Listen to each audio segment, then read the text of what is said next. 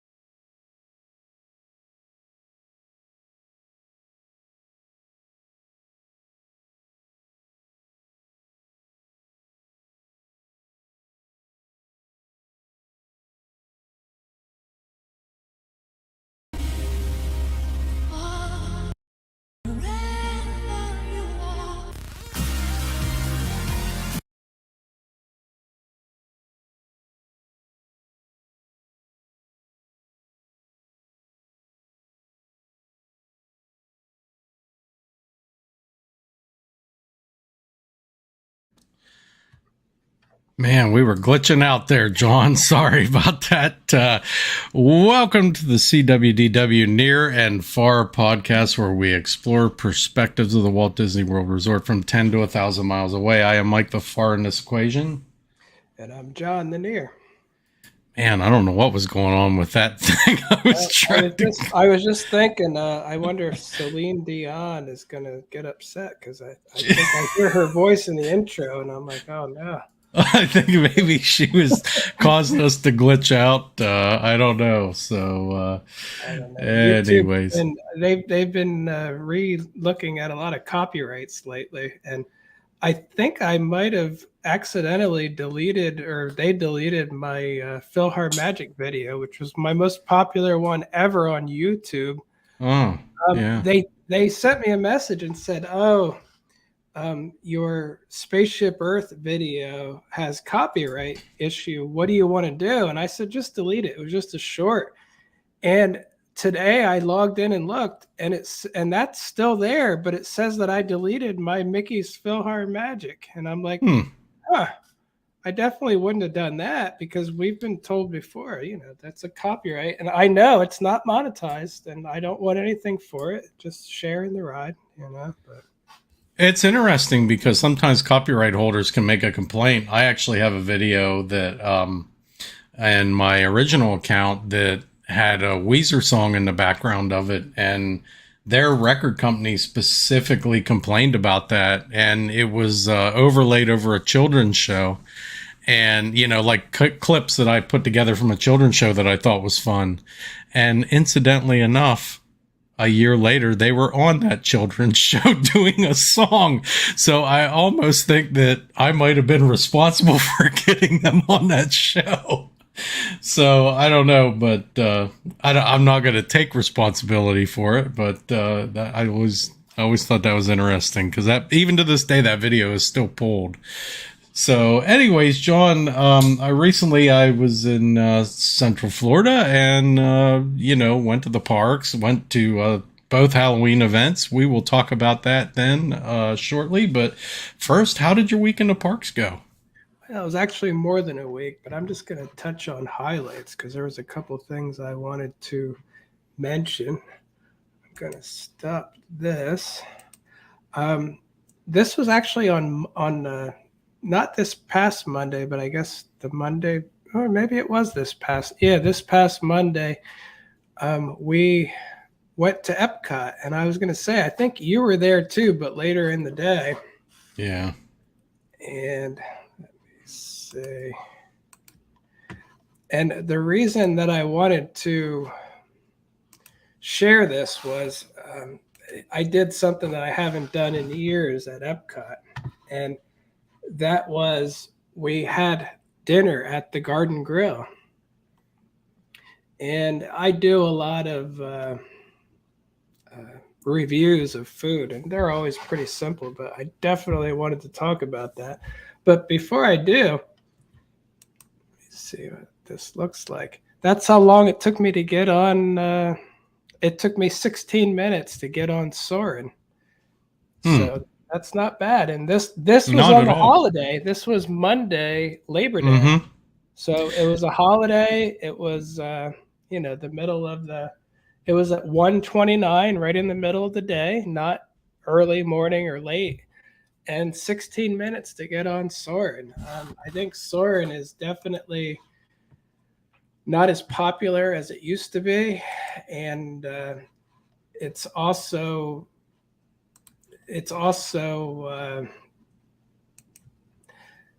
yeah, it's just getting easier. Like I think the same movie playing in 3 screens, it's just getting to be an easier experience. But anyway, we rode Soarin' and we rode the land.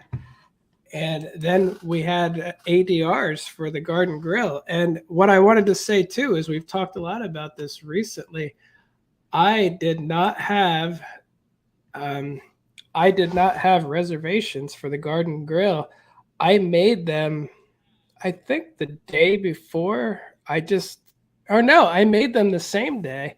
I literally we were meeting up with some former neighbors of ours, and one of them is a cast member at Walt Disney World. So we called her in the morning and asked her if there were any discounts for cast members going on.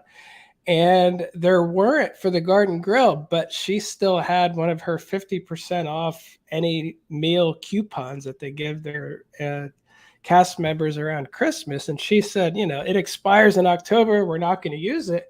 So I said, awesome. And then I checked, and the Garden Grill was available for literally the same day. So it's actually kind of amazing. The Garden Grill used to be a difficult one to get, but we got it on the same day, literally on a holiday. So it's Labor Day, and we got it in the morning, and I forget what time it was for, actually. I guess I can ask the computer. Let's see, around 2. Yeah, I guess it was around 2 o'clock. But what I wanted to say was the food was actually really good. Not as good as it used to be, meaning the food quality was down a little bit. But overall, I was full. But what I wanted to mention about the Garden Grill, here's a view of the land from there. I love that too.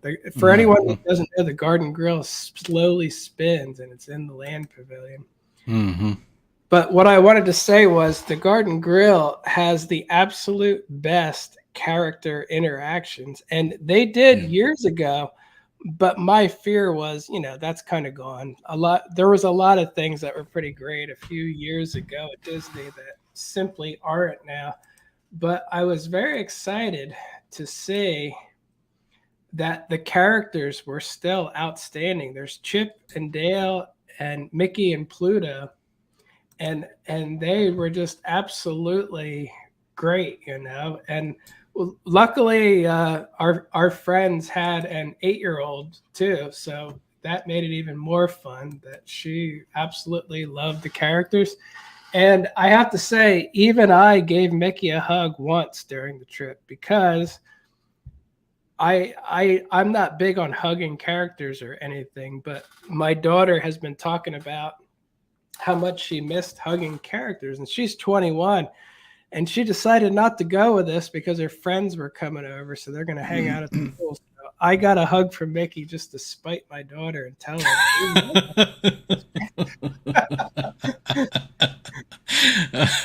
That's great. Oh yeah, there's yeah. Like I said, Mickey was just great. They come up behind you. They literally give you like nose kisses, and it's just. Like I didn't even think they're allowed to do that. Like I really didn't. Yeah, here's Mickey behind me coming up behind. I didn't even know he was there at first. But again, the character interaction. Even if you don't really want character interaction, it's coming when you go to the Garden Grill. Oh yeah. So anyway, the people who do the characters there, and again, it was like that. I think 2017 was the last time that I went. Yeah. And I remember thinking the same thing. I was like, wow, this was the best character interactions I've ever had at a dining experience. And then, of course, they came and did even better. Like they literally did even better. Every single character was just so, like, I really feel like they love their job. I really do. Yeah, they come up behind you when you're eating, and they're just there, like waving at people, waving at people outside. It really is just amazing. Like, Yeah, I can tell you during the recent times, they were coming like behind that rotary kind of thing. Like they weren't coming out and interacting directly with the guests like they are now. So while it was still fun and it was still a great meet and greet, like you said, it wasn't as good as it is now. I'm glad that they're back to doing things the way they did. And I'm so glad that you had a great time there. Yeah, I was looking for pictures of the actual food, which I know I took, but of course I don't see that anywhere. Like I There's see some food. This is a picture of the dessert. So, dessert's always good.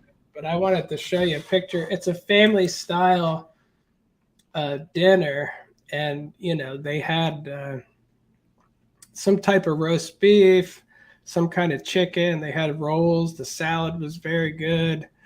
The bread was great. They had cornbread stuffing, which was that tasted like dessert too, and that was part of it. They had green beans.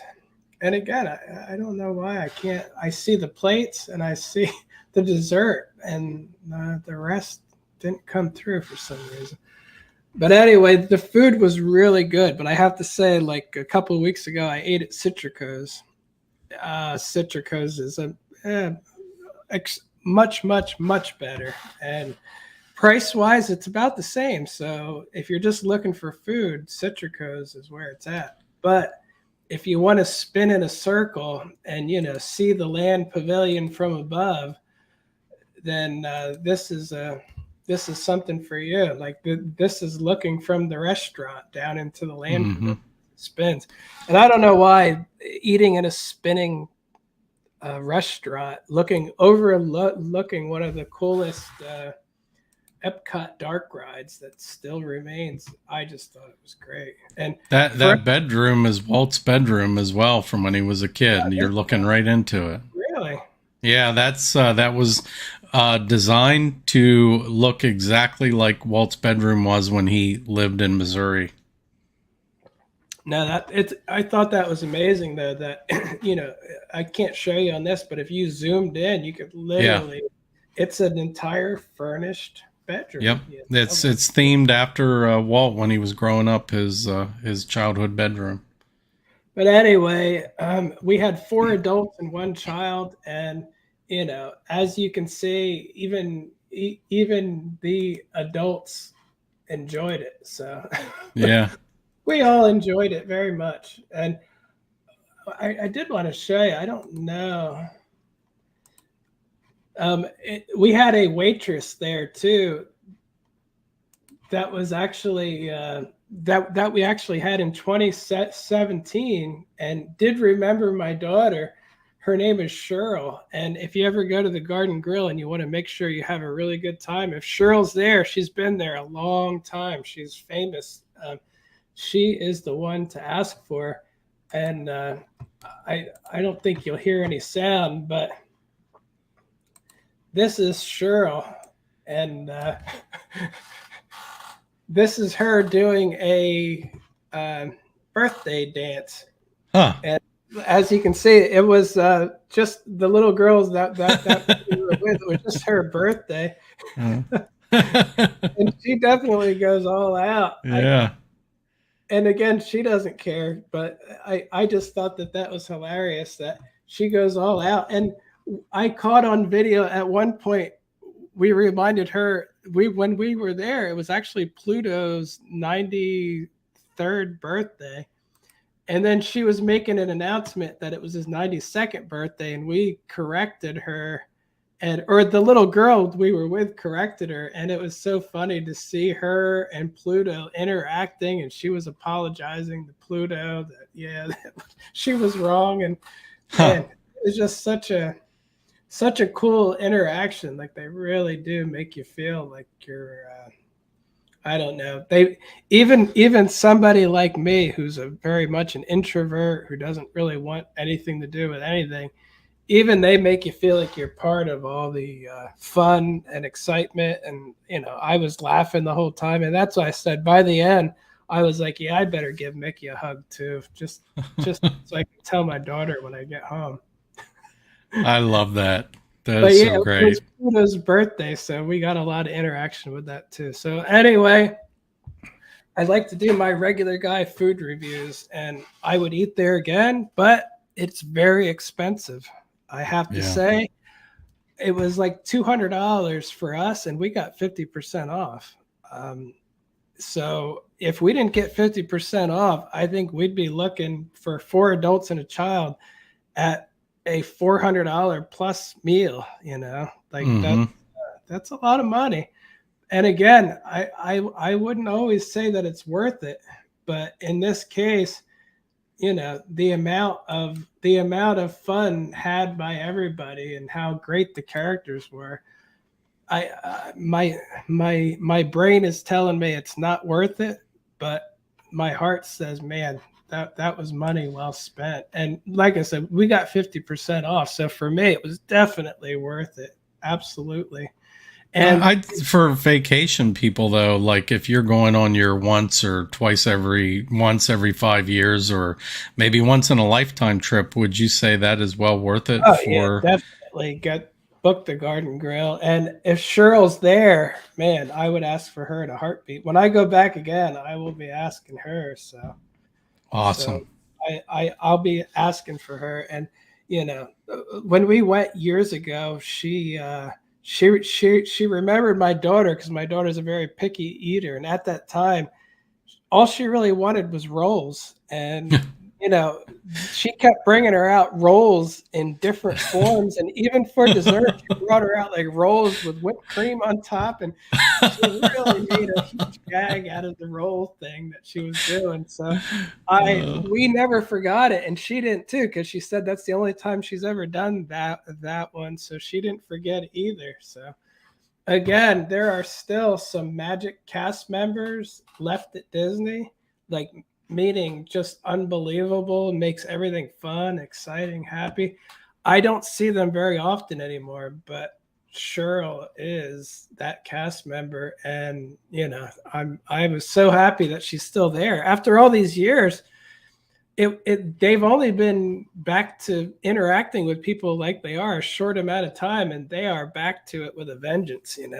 If there's any illnesses around this place, they all have it, because the characters are hugging the servers, are hugging the kids, are hugging it's like if there's any illnesses around, everybody's getting it. But again, man, it was just great. I even got a sticker. We all got stickers, even me. And then they give you these signed postcards too, from Mickey, Chip and Dale, and Pluto. So again, just a little extra thing. But again, I am not afraid to tell you when something's not worth it or not good. Like Mama Melrose, I will not eat there for at least a couple of years, probably, in hopes until I hear something changed. But this place, the food was good, not the greatest, but I was full. I was satisfied. I enjoyed it. So if you want good food, go to Citrico's. If you want an awesome, fun time, go to the Garden Grill. It'll be about the same amount of money. So the experience is what you paid for. I mean, it's kind of like, let's face it, if you go to the lightsaber experience in Galaxy's Edge and you want to create a memory there, it's going to be about $200. So you basically paid for the same thing, except you got fed and you got to interact with characters. And it sounds like you had a heck of a time. Yeah, and honestly, like I said, normally if you were to tell me, oh, I don't even want to go to a character meal half the time. It's like I like to eat. I don't really need to be entertained or whatever. But like I said, having an 8-year-old with us always helps. So that made it even more fun. But again, you don't have to have any kids with you. They're still going to interact with you. And they came around 4 or 5 times. So you can get whatever pictures you want. You could eat and then wait for the next time. So I think they're still only running at like 50% capacity or something. So they go around a lot. But anyway, from there, we went on Guardians of the Galaxy. And that was somebody's first time on that too. So that was very fun to, go on Guardians with somebody for the first time. And she was very excited. All you people out there, if there's anyone who's afraid of it, she's 8 and she did great and she loved it. So it all worked out very well. She didn't get sick at all. She didn't, it wasn't too much for her. And I still think Guardians is just a great ride. It doesn't go upside down. There's no big drops. I think it's great for kids as long as you're tall enough so you can ride it safely. But except for that. Yeah, and I mean, in fairness, some kids do have motion sickness, but I definitely agree with you. I think it's right on that top edge of extreme family coasters, let's just say, but I agree with you. I think it's a good ride. If you have an adventurous kid, it's a good ride. Incidentally, we rode it twice. I rode it twice on this last trip, and the first time I talked my wife into going on it again, and she got off. We rode towards the. I think we rode towards the back. No, towards the front. We rode towards the front, and I think the front is more of the motion sickness type thing, in the front. Because I even felt like a little bit of butterflies in my stomach on that ride towards the front. Yeah, I think the middle's probably the. But yeah, I think it really depends though too, because that ride is so sophisticated. It is. I think if it's not running exactly right, you're going to feel the difference. Yeah. I felt some stuff sometimes, and other times I'm like, oh, that was easy. So. Yeah, my second time when I rode it by myself, my wife was like, I'm not riding that again. And she said that last time, so she'll get on it again someday. But I rode in the back the next time I rode it by myself with as a single rider with one other. There was another girl in there and an older, well, about my age maybe, and she was just screaming and having a good time. She rode it probably about as many times as I have, and I just got to talking to her a little bit, and she just was having a heck of a time, as was I. And in the back of the train, like the very back seat, I personally think that's the best place to ride it. So I mean, what do you think? Because you've been on it a number of times. I don't even know anymore. I made it a point that when we rode it, I wanted, since the 8-year-old is short, I said I want her to be on the front seat. And it's not up to me, but her parents agreed that sounded like a great idea, and she did. So her and her dad rode in the front. And I told them the reason is she won't have anything blocking her view of the screens because she's small. And again, she did ride in the front and she absolutely loved it, and it worked out great. So I guess that's a tip if you have a younger kid. The front may be the best view for them. And again, it's not the most, it's not that big of a deal. If you ask for it, it typically might take you an extra couple of minutes at most. I don't think it took us any extra time. So we literally just got the front. Cool. But yeah, and I wanted to say last Sunday I got up an hour. I got up at 6 a.m. and I'm like, I'm gonna go ride Guardians again because I can. Well, I got distracted and my phone said 7:01, and I Oh, went, oh, I missed it. So I didn't get the reservation. And then I went to Epcot and I literally made it inside by like 102 or something. Like I just made it, and I did get uh, a virtual, boarding group. Yeah. but by the time I left, they must have been having problems or running slow because I still had hours to go. So I ended up not riding it. I just gave up.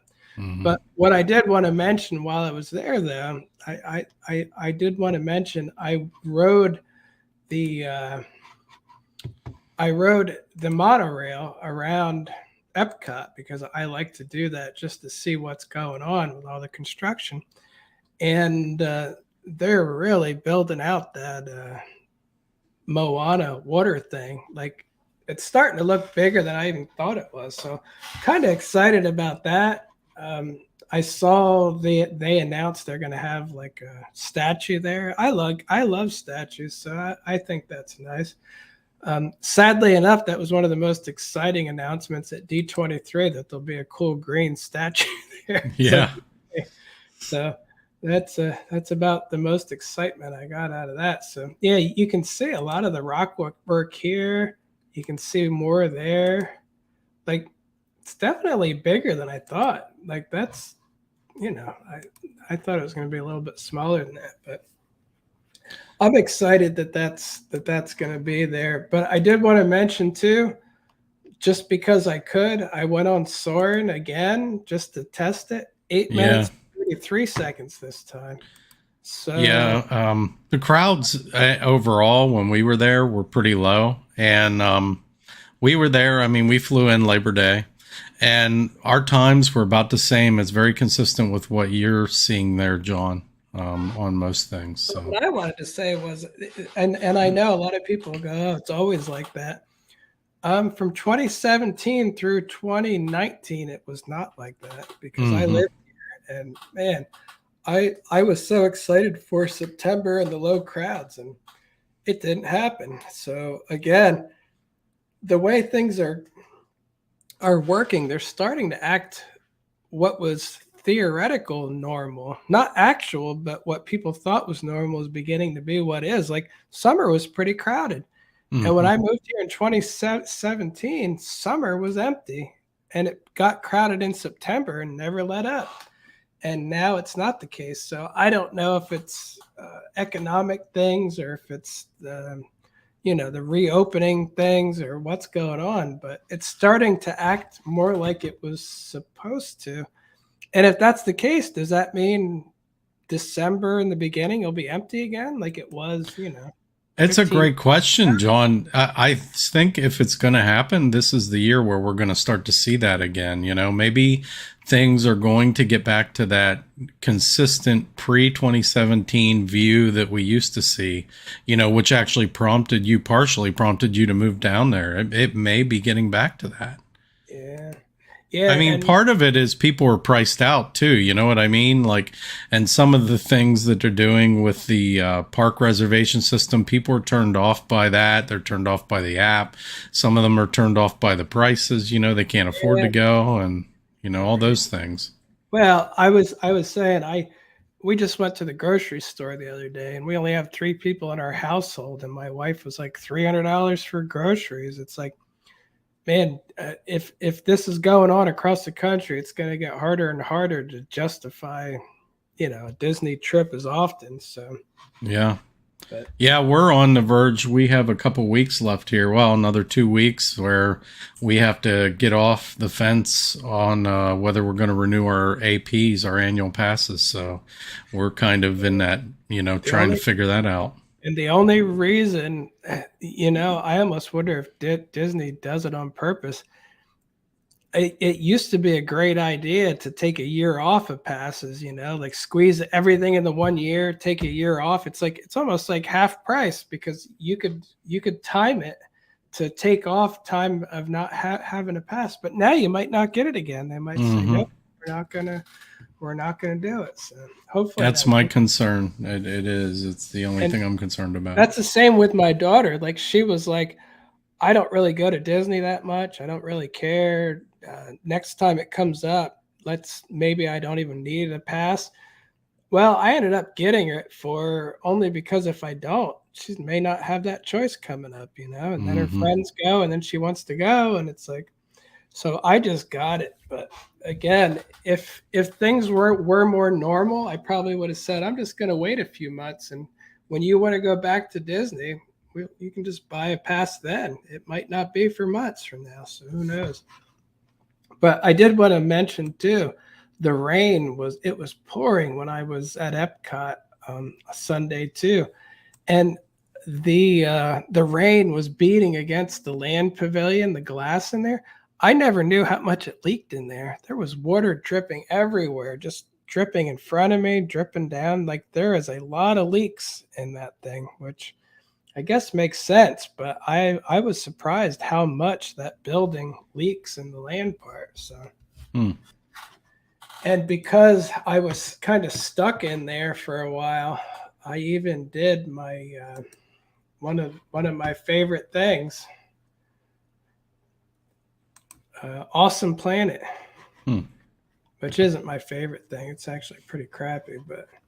And I did want to say though, remember they still have all the carpeting on the walls in that waiting area. Yeah. And I could swear that you can't hear it on here, but I could swear that the background music is the same as it was back when it was other things at Epcot. So it probably is. It wouldn't surprise me. Yeah, if you're ever stuck in the land pavilion because of rain, I highly recommend Awesome Planet. You can charge your phone, you can relax. But if it's not raining though, I don't know, you could definitely skip it. Yeah. It's not I've never ran to that attraction, let's just say that. No, I sat in the front just to do it, and it's just not that exciting. That and the Canada movie came out at the same time, the new one. Yeah. Double disappointment there. But I was going to say too, another thing that I noticed while I was stuck in the rain and spending more times, I actually saw a bunch of divers at the Living Seas Pavilion too, cleaning the windows from the inside. So that's always fun. That kind of reminds me of old Epcot where they'd be going up to the glass, and they still do that. Like here they are waving to people inside and stuff. They used to do that when it was Sea Base Alpha. So that is so cool. I love that. I love that they're like kind of tapping on the glass and interacting. That is really cool. That brings such a smile to my face to see that.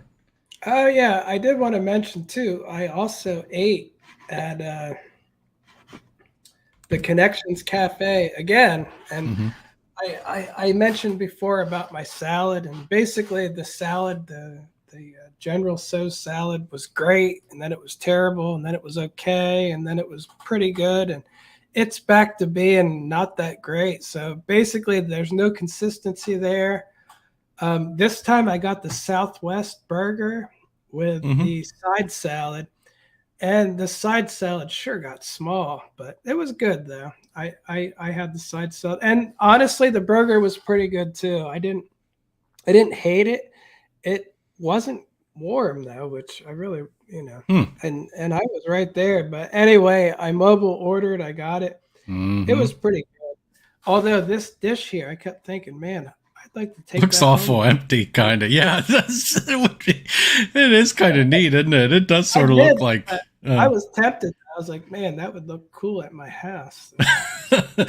Well, I think it'll show up in the Lakeland Antique Mall eventually. Yeah, it probably will. Yeah. That is so. I agree with you though. Every time I see that thing, I go in there. I think to myself, man, they're kind of cool. I'm surprised people don't. I'm sure people walk off with them. Well, I'm not going to talk too much about Horror Nights, but I did go a couple times, and Mhm. I think maybe next week we can talk about the houses or I something. would love to do that. Yeah. I have not seen all the houses yet. I still have 3 Mm. to go, but that's my own fault. It's because I don't like to be out late, so, Mhm. you know, I have I seen all the houses, so yeah, we'll wait until you get through all the houses, and then yeah, we'll just do something. make a note about what you thought about which ones. I kind of have an idea which ones I like the best so far, Sure. but again, my the only thing I want to mention about Horror Nights is some of the team members there, and I already complained to my daughter about this because she works at Universal. Some of the team members there have I went into the Halloween queue and I have Express Pass, Hmm. and it took me probably like 7 minutes or 8 minutes. I was like, oh, that's cool. I went into another one and it said that the wait was 35 minutes, and that line barely moved for the Express. Hmm. And by the time I got to the part where they let people go and Express, I was timing it because I do that. I paid for 2 tickets. I paid $1,000, so I'm not playing around when it comes to time and stuff. I did it because I used to see how the people didn't have to wait in the Express line.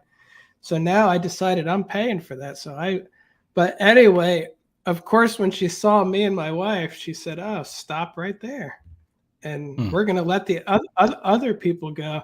I gave her a smile, tilted my phone towards her, and then I tilted it back. And she said, "What's that?" And I said, "Oh, I'm just timing how long it takes me using Express." I said, I paid a lot of money for this, so I want to make sure I'm just trying to see what exactly I'm getting out of it. And then instead of allowing the standby to go, she said, "Oh, go ahead." because and then Uh-huh. and Yeah. again, I don't want to be that person, but it's true though, because Yeah. you get team members there. And again, if you're a team member and you're making not a lot of money, these people who paid for Express, you don't want to do them any favors. It's like, Yeah. rich people, they don't need to, they don't deserve to go. It's like, and I understand that. When I was on the other side, You I probably just felt the same eventually way, got old right? and gave up and decided I'm going to spend the money. I did the same But thing.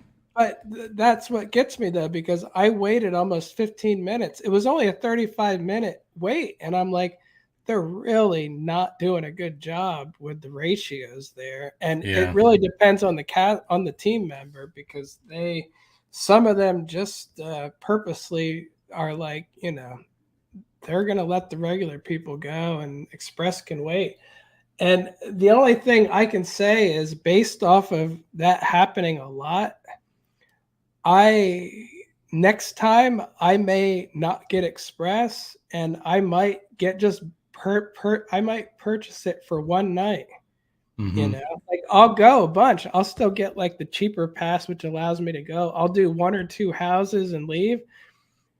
But if my Express is not going to allow me to do a lot quickly on, consistently, I don't need Express every night. Then I'll just buy it once and make sure I see every house that one night, and that'll be it. And then, because I could probably do it for $100 instead of buying it for every night. But like I said, and I may tell guest services about that at some point too. My thought on it, I'll tell them, I don't want anything from you right now, but I just want you to know, based on how you run things, Hmm. that I am probably going to give you less money next year, just so write that in your system. So we Yeah, shall see, if I was a local and I got that pass for what do they call that frequent what feeder pass. frequent fear pass, I'm only going to do like 2 or 3 houses every night.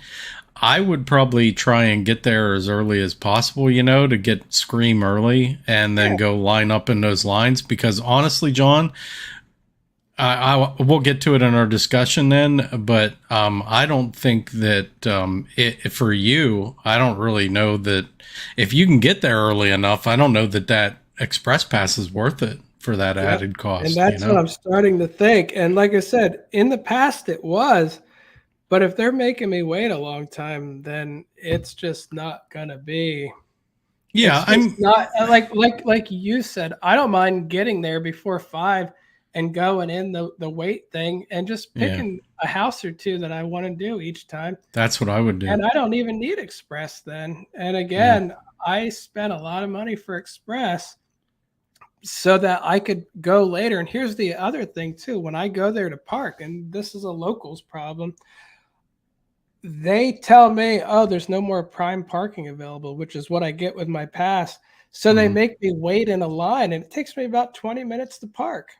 Hmm. So I'm like, "Well, there goes that benefit." So if I got there early, I would not be waiting in a line. I would just park with the pass holder prime parking, which means I don't have to wait in a big line. So they're kind of cutting out the parts that made it worth it. So when you look at the big picture, is it worth it to get Express for the season? If I don't get there early, I'm going to waste time already just parking. And then I wanted to go on Rip Ride Rocket because it said it only had a 15-minute wait. So they looked at my pass and said, "Oh no, you need an express pass for that too." And I said, "I have express every night." And they said, "Oh no, I don't think this is right." And then she scanned it and said, "No, you have to buy a separate one." And I'm like, "I don't think you do." But again, I Hmm. looked and the standby queue was backed up by that point. And I just said, "Forget it." And I asked other team members later, and they all said, "Oh yeah, that should be fine. Like, yeah, that's part of it." And then I Wow. tried to go on the Mummy, but it was a 50-minute wait, and they said, "Oh, it's only technical rehearsals, so that express doesn't work for that." And I'm like, "Oh my!" I'm like, "This is really I'm missing out on every reason that I like that I paid for this express isn't working out tonight." So Yeah. it was one of those things that at that point, I was like, man, I wish I could go just tell them, how about give me my money back at this point? Because it's really not doing a lot for me like it has in past years. Yeah. I So felt anyway, that way too at the beginning of the night at Horror Nights, you know, but as the night dragged on, and I think the later it gets, then that express really becomes worth it, you know. anyway, that's about all I got for the parks, but I just wanted to mention that stuff. Normally, I'm all pro Universal and Yeah. not pro Disney, but this particular week, I had some better times at Disney than I have at Universal. So Well, let me just say, as far as that goes, that my wife even said that some of the team members over at Universal, she was less than impressed with this time. Like they kind of, you know, they would walk in front of her and not say excuse me and things like that. And I said to her, I said, well, that's not really a universal problem as much as it is a general problem with the type of employees that they're having to bring in for events like this. I think you see the same thing at Disney, you know. So it's you know, and again, these are low paid cast members. They're not, you know, it's not like back in the day where yeah, it's just things have changed over the years. So I don't get me wrong. I mean, there's no excuse for poor customer service, but I mean, I am a little empathetic, I guess is what, or sympathetic to, not empathetic, sympathetic to that whole thing. Like I kind of get it. You're in the rain, lately a lot and, you're low paid and, you know, you're living with, 5 other people that work at Disney or Universal and you can't afford anything. So I mean, you know, and I did want to mention too on Thursday, my wife and I we did go to uh, Animal Kingdom, and we were going to go to Magic Kingdom. I looked, and most of the lines were not as long as they are in high season, but still, I'm going to end up spending close to an hour in any line. And I'm like, all I hear is how low the lines are. So I'm like, I want to go somewhere where the lines are low. So we went to Animal Kingdom, and Dinosaur was a walk-on. Hmm. And then Expedition Everest was a walk-on. And when I say walk-on, my train was not even filled. That's how empty it was. So it was a little bit more than you would think. Like, here's the actual queue when you go on it. And as you can see, good gravy. There's no one. look, you walk out, it's like there goes an empty train. It's leaving. It just left. There was nobody on that train. Huh. And the next one wasn't filled either. The one we were on. So this train was not filled. Get that. But there was some people. Of course, they put people in front of me that like to put their hands up. But in front of them was 20 empty seats. Yeah. So we ended up going on that twice. And then we went to the safari, and they were running empty trucks there too. Look, it's empty, literally empty at the safari. So we did that, and then it started getting really cloudy while we were on that.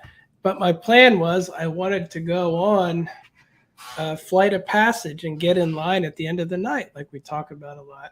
And that ranged from 75 to 85 minutes while we were there, or 45 to 75.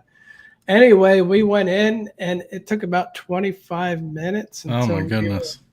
at least we were in the pre-show room with this guy within 25 minutes. We were on the ride in like 30.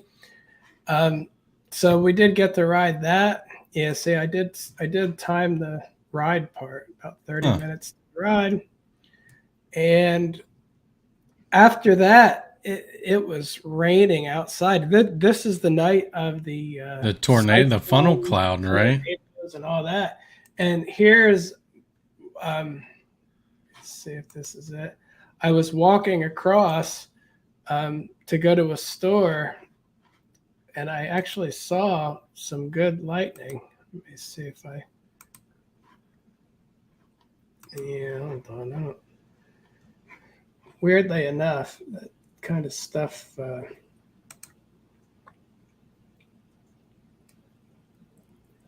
No, I guess not. Anyway, oh yeah, that's because it was beforehand. There it is. Yeah, anyway, I caught a good lightning here. Oh, yeah. Yeah, you can see it going. Huh. So, yeah, that's the same night as the tornadoes that were going on and that around property. And luckily, we didn't get too soaked going back to the car. But, they had some cool merch, too. Did you see this while you were out there? I didn't see that one. I've seen some of the merch, but I didn't see that one. Yeah, the skeleton. That's cool. Silly Symphonies. We actually got that for my daughter. I thought that was really cool. And they had an ornament has black cats, the skeleton. It had lanterns. Oh, that's neat. That's an ice bucket, I think. But yeah, they had some cool merch there from Silly Symphonies that I don't remember ever seeing before. I saw some Silly Symphony stuff, but I didn't see those particular ones. Like maybe I saw some of that stuff, like the mugs and stuff. Yeah, I think I remember seeing that. But it's just cool though, because you can see like the old-fashioned ghosts. Yeah, love that. It's like, man, that is some. Disney's merchandise for the most part is absolutely nothing that I would want.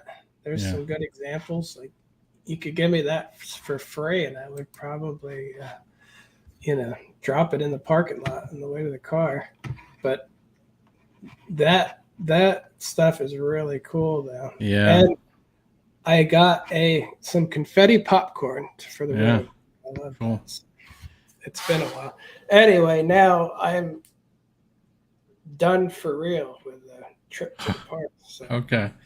All right. Well, then we'll get into our discussion here. I'm not going to take too long to go on the discussion. I will say that in our last podcast from 2 weeks ago, we talked a little bit about the planning aspect of this trip and everything. And I got to tell you, John, the planning, it didn't work out.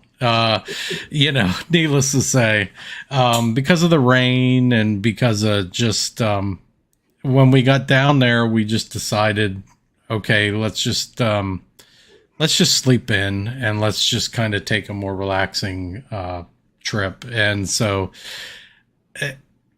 a couple things. First of all, we never made it to Animal Kingdom on the whole trip. Secondly, we only made it to Hollywood Studios one day, and that was just to go to the sci-fi. And then from there, we just did other things. We didn't spend a lot of time at Hollywood Studios.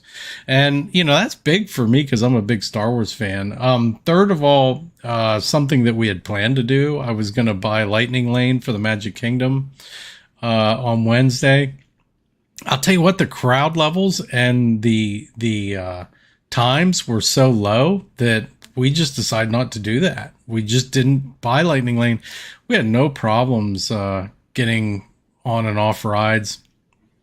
Times where we pretty much rode everything that we wanted to ride. Time wise, keep in mind we were staying at the boardwalk, so we had the deluxe extra evening hours, and that's really where we really maximized our time.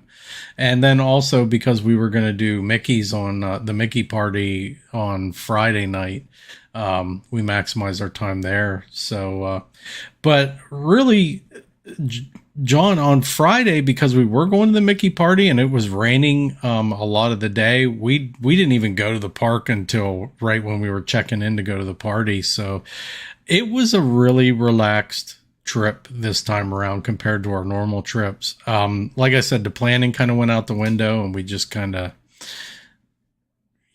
almost did like you would do as a local in a lot of instances. I had no problem getting the virtual queues for 2 days on Guardians. Since I have been made an official or unofficial, I guess, or whatever you want to call it, Guardian of the Galaxy, I felt like I had to buy the Guardians of the Galaxy hat. So that was the first piece of merch I bought on this trip.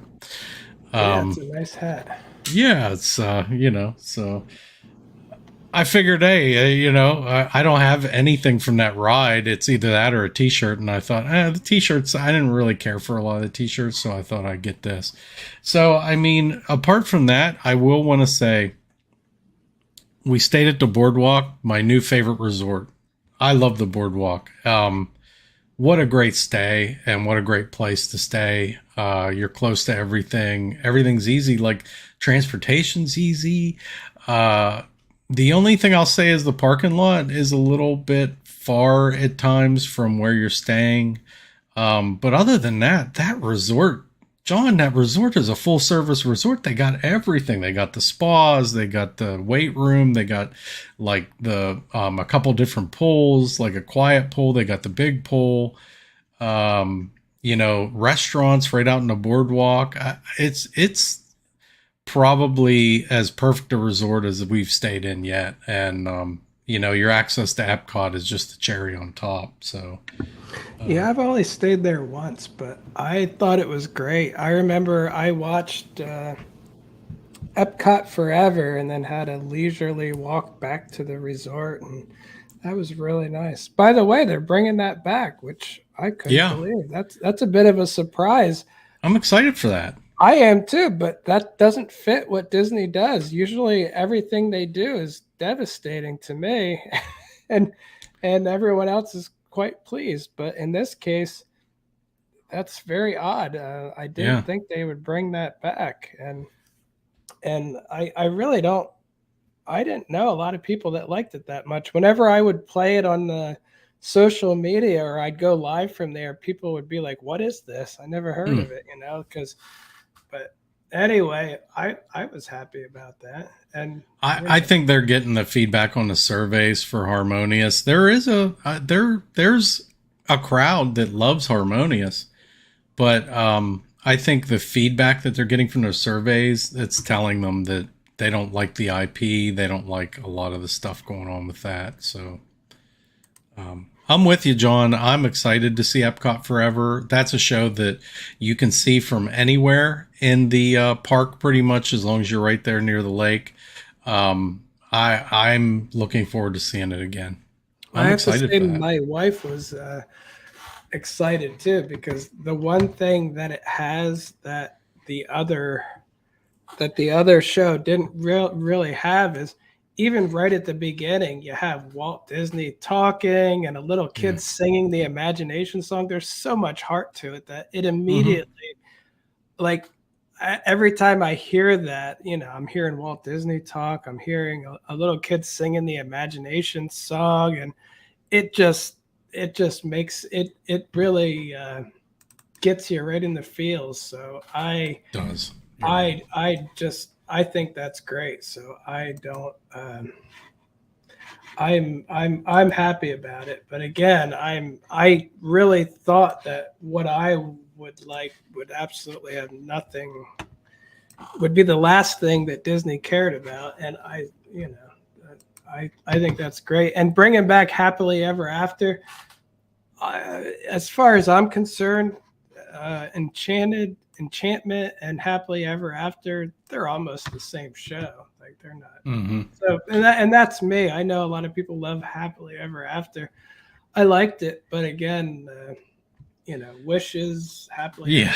Ever After. I'm with Wishes you. was different. I really liked Wishes, but I got to tell you, like, as far as I'm concerned, and we'll get to this in the discussion then a little bit more. But I really, I liked Happily Ever After, like you, but I know there's a lot of people that were really touched by that show, that really love that show. And I'm happy for them that it's come back. Enchantment, I'm not really, like, I don't really get anything out of that show. Like, it's okay. But I usually skip it. And honestly, there's nothing. It just doesn't do anything for me. Again, I liked Happily Ever After better, but yeah, I'm with you. Wishes is the to me, Wishes is the best of the Disney shows. the scary thing is, I'm pretty sure they played Wishes they did a version of it at the cast member Yeah, night that they had there for people who worked there more than 10 years or whatever. I'm pretty sure they did Wishes, so they're still fully capable of doing I this think too. they are, and I think what you're going to find is that it's not going to be Happily Ever After. It's going to be like a greatest hits. Yeah, That's my feeling. No, you're right. That is what they said. They said Happily Ever After, but modified, which Yeah, means they're going to add all this stuff they want anyways. yeah. But they're going to use good. that song with Enchantment IPs. So I'm just going to guess. I'm going to say that they're going to start to show off with Walt because of how popular Walt and Roy, how popular that was in the current show. And then they're going to morph a combination of the three shows over the years. That would be my guess. they're gonna take Walt and then they're gonna morph him into Bob Chapek. Yeah, Oh, gosh. even better. Oh, let's hope not. So that's basically what I wanted to mention. As far as the trip and the planning go, we did get out to the sci-fi dine-in. I will say this, just a little tip for the future, and someday we'll talk about this a little bit more. The sci-fi itself is a great place to go and eat. However, if you get sat in a car behind somebody that you don't know, it changes the experience a little bit, and that's what happened to us on this. Yeah, I wouldn't particular. like that. I have Yeah, to, not to be mean or anything, but I just would not care for that. yeah. I wasn't a fan. So, but anyways, apart from that, I mean, everything was it was good. It's just the trip itself. The planning was pretty light. We on Thursday night we went over to Horror Nights, and John, I'll just say, and I'm not going to cover specific houses because you and I will do something on that at some point. But Horror Nights did not disappoint. It was raining like crazy, and we had to wait in like a line back by Simpsons Land there, and it was kind of confusing because with the rain and being the Scream Early thing, I don't know. We didn't really know what to do because there was only a few people back there waiting in line or just waiting, kind of milling around in a shop, because it was raining so hard. So, I went and I asked the team member what's going on, what should we do? Are we lining up or what? And they didn't have an answer. Like this was apparently a temporary employee or something for the event. So he didn't really have an answer as to what was going on. And, so we just kind of did what we did last year, and eventually his boss came out and we talked to him, and he said, I'll lead you back to the houses, which are the last houses in the park, the houses towards the back of the park.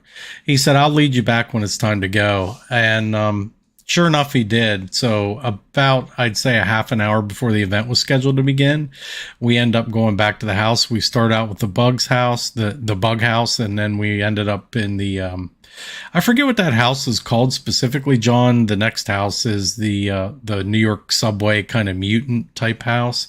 Yeah, I'm terrible with that stuff. I don't remember their names, but we ended up going, to those houses first. John, there was no line. We didn't even use our express pass.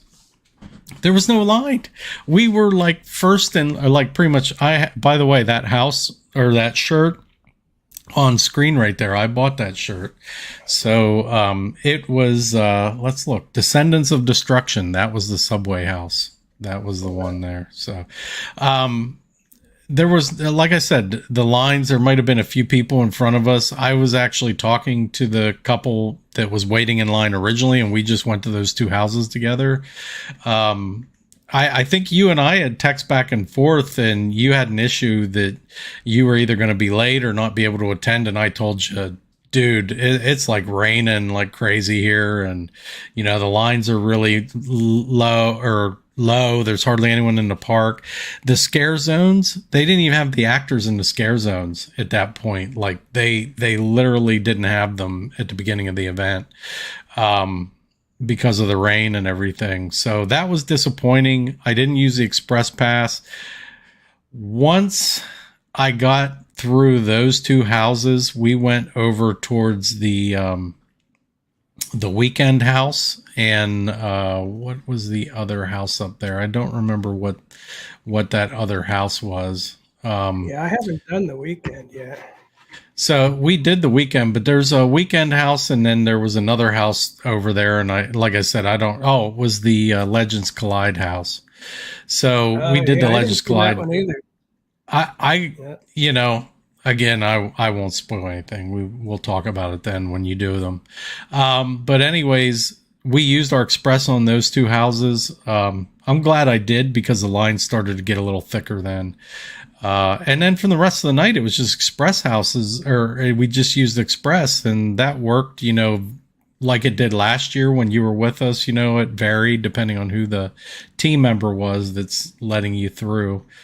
But we didn't really have to wait any longer than, say, 15, 20 minutes to get into a house with that express. So if I was a local like you looking at that situation, I would never buy express. I would just do 2 or 3 houses in a night and then come back another night. And given that, and that's how I would do it. Yeah, I think I have to agree with you at this point.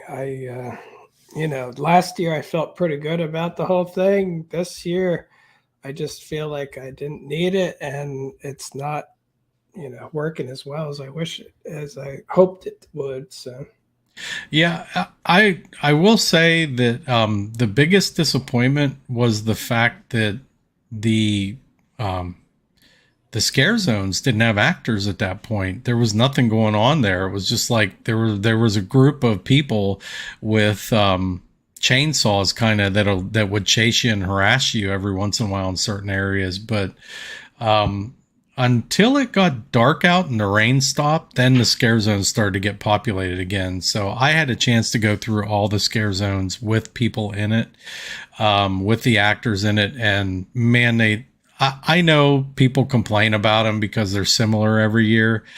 I got to tell you, I don't care that they were similar to last year. I really like those scare zones a lot. I think they're just cool. I love the makeup. I love the outfits. I love the actors and how they interact with people.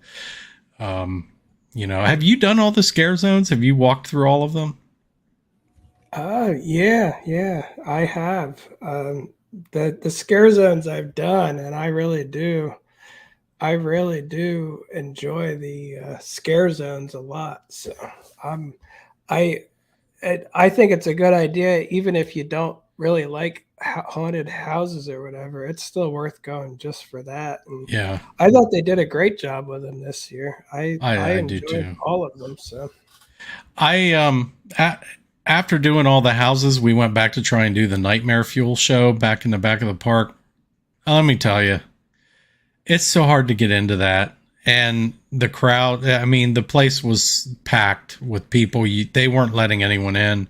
So we had to skip it again this year. I know people love that Nightmare Fuel show.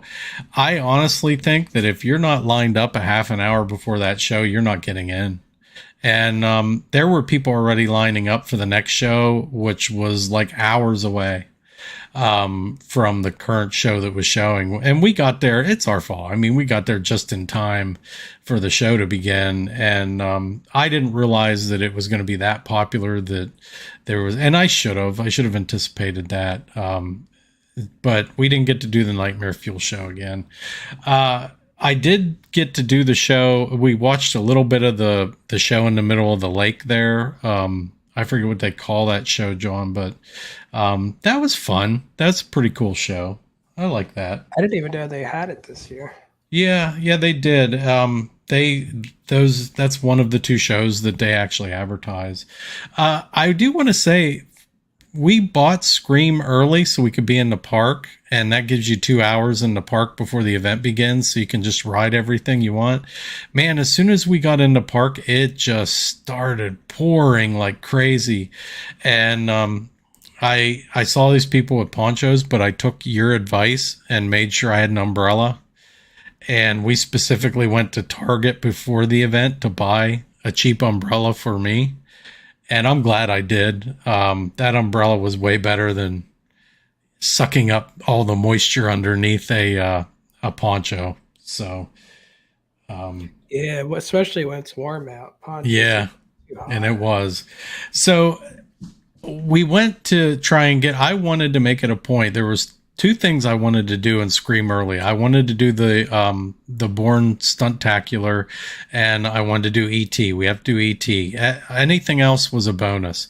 We got up to the Bourne Stuntacular, and the doors were closed because there was currently a show going on. So I'm like, crap, what are we going to do now? So we kept walking towards ET, and I noticed the horror and makeup show was loading up people. I never did the horror and makeup show, John, and I remember you talking about that show, saying how much you like it. So we decided to do it. My wife was kind of like, I don't want to do this. This is annoying, blah, blah, blah, blah, blah. You know, she's not a fan. But we got in there and we sat down. She loved that show, John, and I loved it too. What a great show.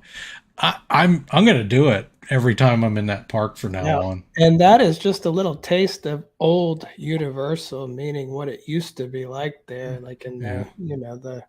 the 90s. That's because it's still very similar to what it was back then. So Yeah, well, we did that, and actually, when the exit of that show goes into the same store as the Bourne Stuntacular, and when we walked out, we noticed that the Bourne show was just getting ready to start. So we ran down there and hurried up and got into that show. So we got to do that show next, which I love that show, man. That is such a cool show. Just love it.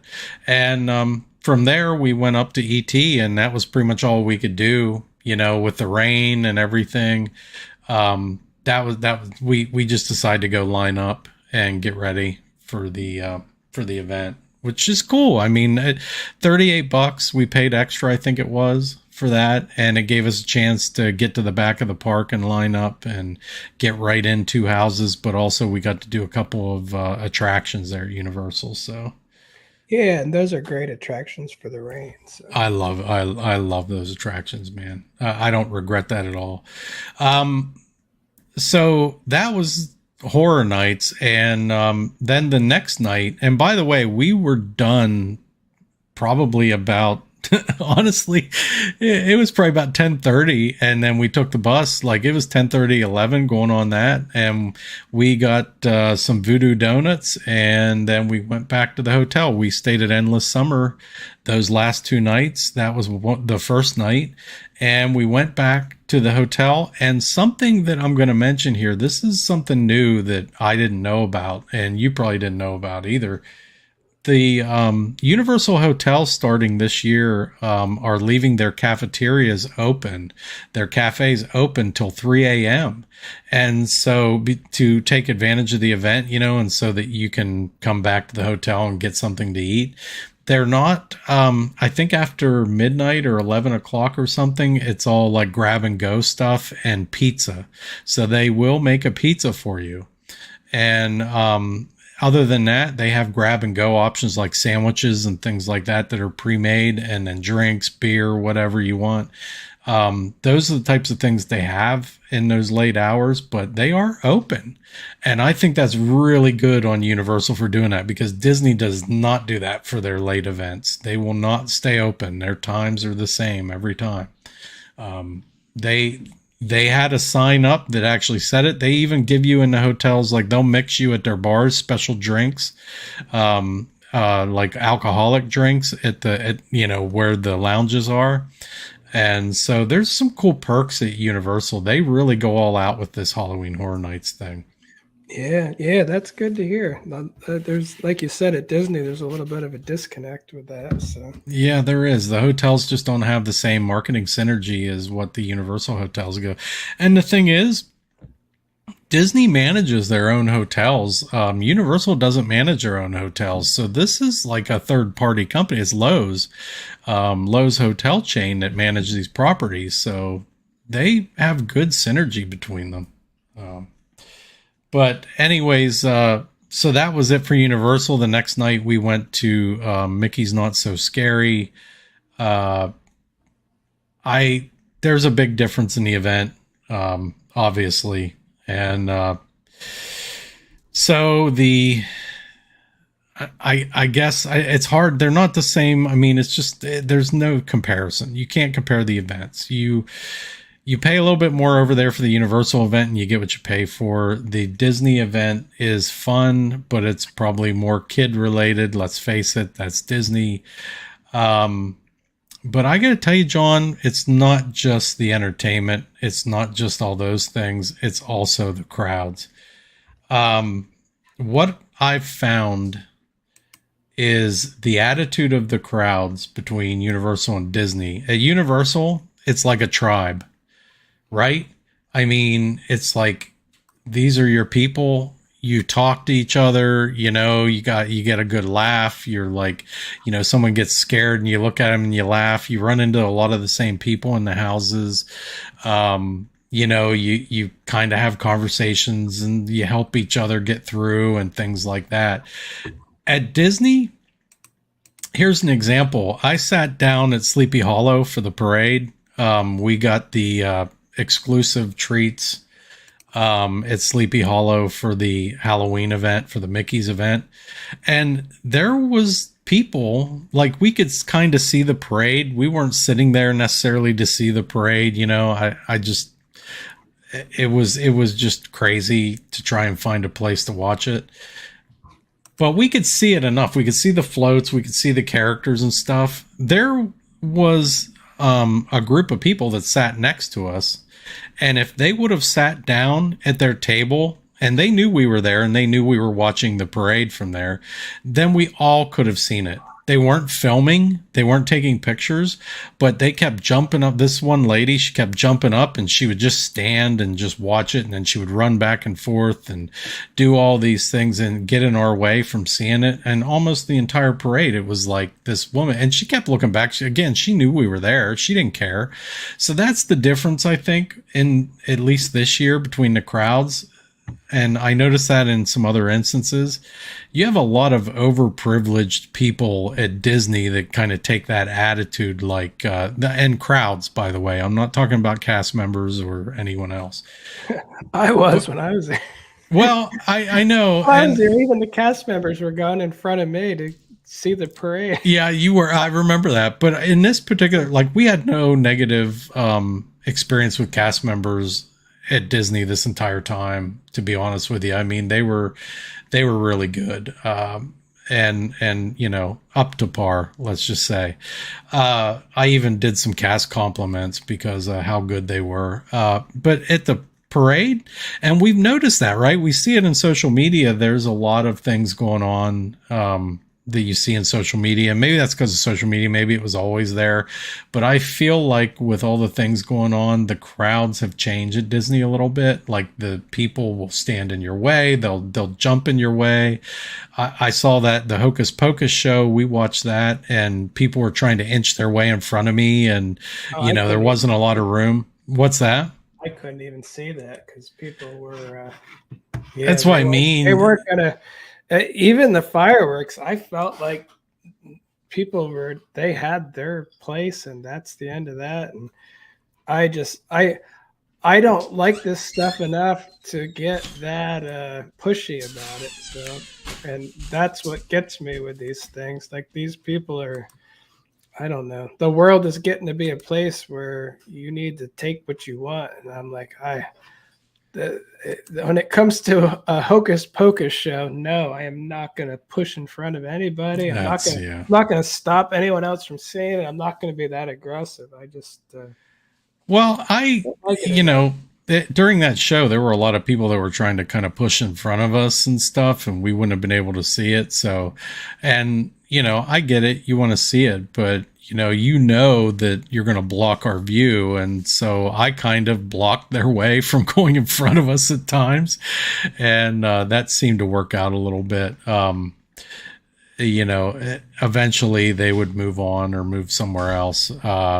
Same thing with the fireworks too. When we had a great view of the fireworks, and everyone should have had a good view of the fireworks. I think they could have. And honestly, where we were sitting or standing, there wasn't a lot of people around us, like trying to inch in and block our view and stuff. I think once it started, everyone kind of got settled. So the fireworks were okay. It's, as far as the crowd goes, it was that Hocus Pocus show and the parade that really, that woman with her family, like jumping up and down, like it wasn't even the rest of the family either. Like they were all sitting, they knew, they were respectful, but the woman involved with it, she wasn't being respectful at all. I mean, and again, it's something that I've seen a lot more at Disney lately, and I didn't see that part of it at Universal. So, I guess that's more or less my complaint there. Other than that, man, I wish the Mickey's party was a little later. Like, I wish it had more extended hours. We just did not get to do everything. We wanted to try all the treats. We only got to try 2 of them. Other than that, the other things, the rides and stuff, we did the rides with the overlays. They were fun. We did some of the candy. We didn't get to do a lot of the characters. We only did a couple of the characters because my wife, she just doesn't dig that character interaction. So yeah, I usually don't either. Like I said, with the Garden Grill, I don't really put much of a premium on that. But and my thing is, though, as I got older, yeah, like I said with trick-or-treating too, I'm there with my wife, and it's like I don't want any kids waiting for me to visit with a character. Yeah, I get guess I'm that. I mean, old-fashioned. I don't know. I just wanted to do some rare characters. I thought that would be fun, but I did notice that the photo pass thing was a little awkward and a little weird. Like they weren't taking pictures with the photo pass thing of us, and I'm not really sure how that works nowadays. Just because I haven't bought photo pass in so long. It was Tweedledee and Tweedledum, I think, is what their names are, right? Excuse me. But that's who did that. That was the character interaction.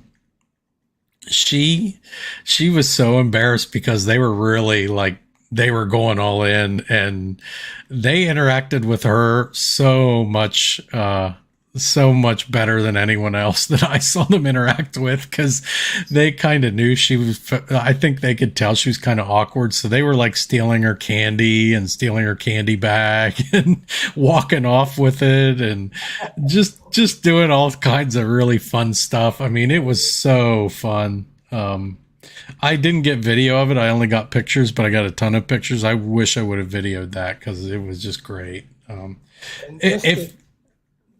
ahead. Oh no, go ahead. Go ahead. Well, I was just gonna say, if you get to meet Tweedledee and Tweedledum at Mickey's Not So Scary, I encourage you to do it because man, it's great. It is fun.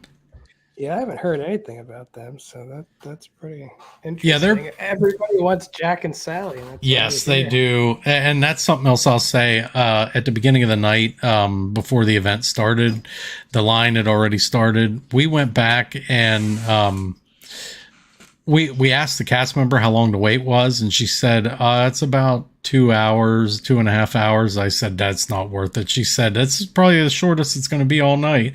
I said I understand that, but I'm not going to pay to wait in line to meet two characters. You know, I'm not going to waste 2 hours to meet two characters. I'm just not going to do it. It may be it's other people's things. I get it. That's what you go there for, and I understand that. But if you're buying your one night and you wait in any line for 2 hours, it's just not for me. I'm not going to do that. I don't think you're getting your money out of the event. So, but yeah, we didn't do Jack and Sally because I wasn't going to wait in that line.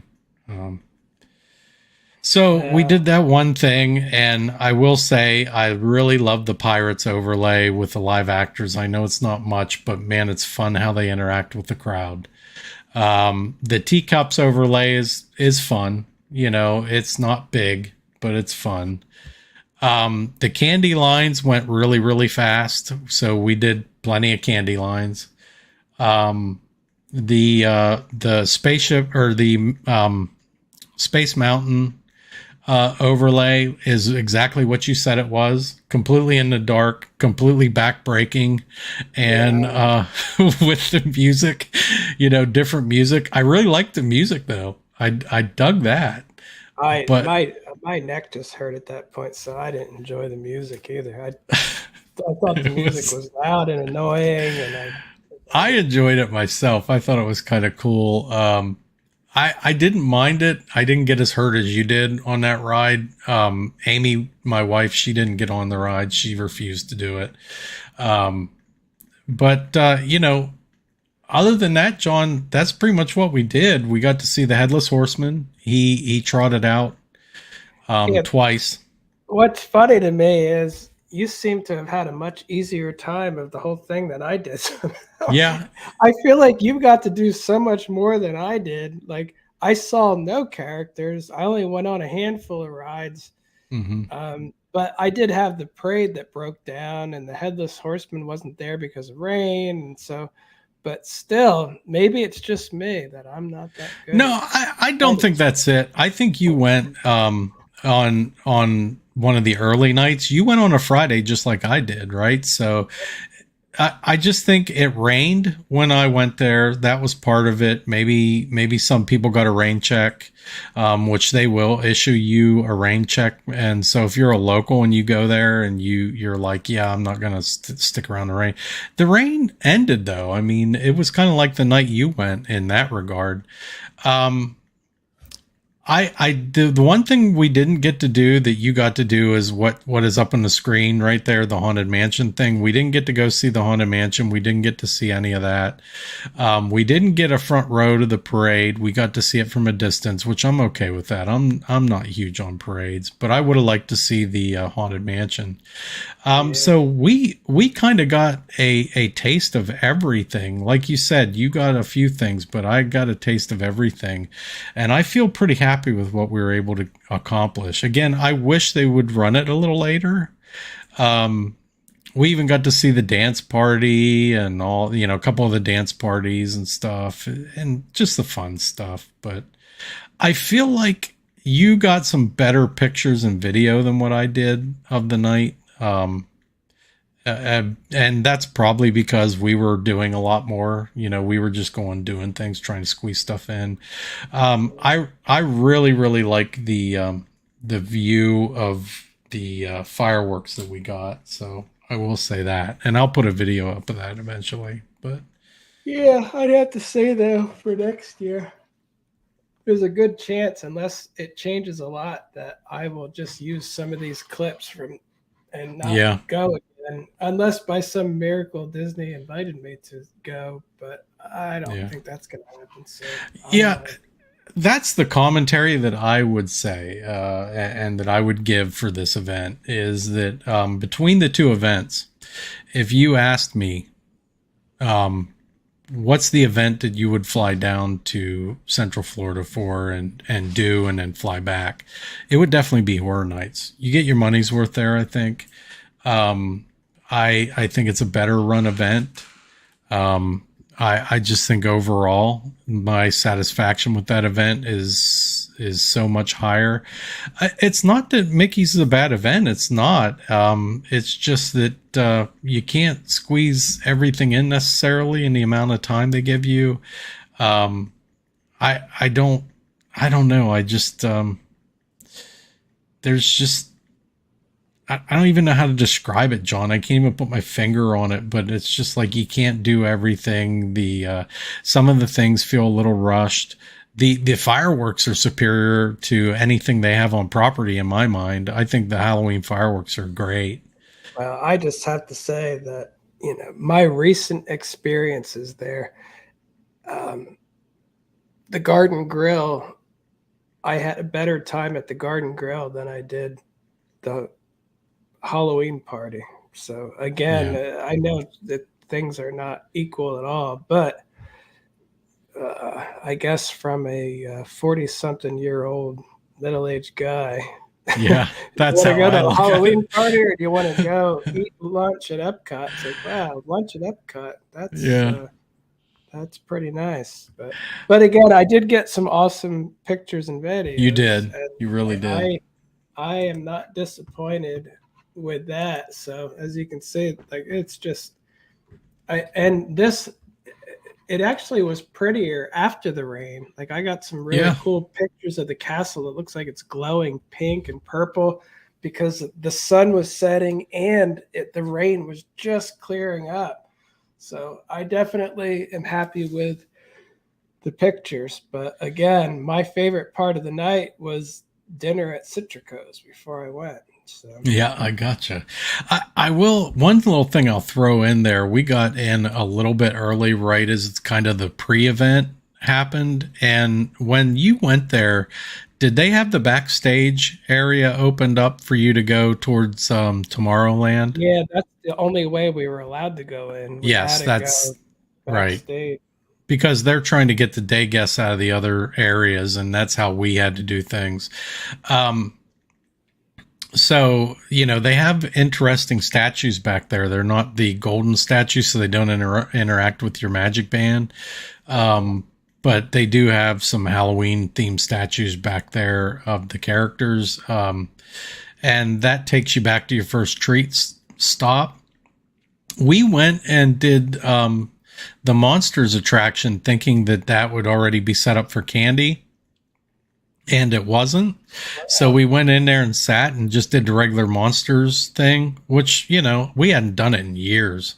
It was fun. It was fun, as it always is. So When I went there, I didn't go right away, but there was a candy stop before and in the exit, yes, and there was a yeah. constant show going on that, just having fun with the audience in there. So Yeah, we went back later on for the candy stop, and they did have it.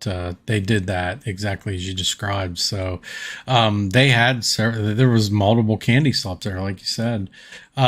The other thing is, we also did the in the old Stitch building there. They had the picture attraction thing where you can stand in front of themed. Like Halloween themed character things. Like they had Mr. Toad's Wild Ride. They had something else. I forget what I think it was Monsters Incorporated themed. So they had some picture things in there. Nobody was going into that. So that's a little bit kind of like an Easter egg, almost extra right there that people don't even know about. I know a lot of people don't, and nobody goes in there. But when you walk back there, if you're at the party, you'll see cast members dressed in their Halloween outfits that are standing in front of that. And it's just like a little lobby there, just a lobby area where you used to queue up.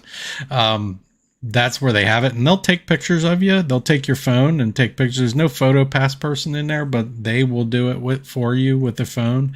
And there's never anyone in there, so you're kind of in and out. But it's really fun. I think it is anyhow, and it's a nice place to go to kind of get out of the elements if it's raining or something like that. So, and apart from that, like I don't, it was fun, and it was good.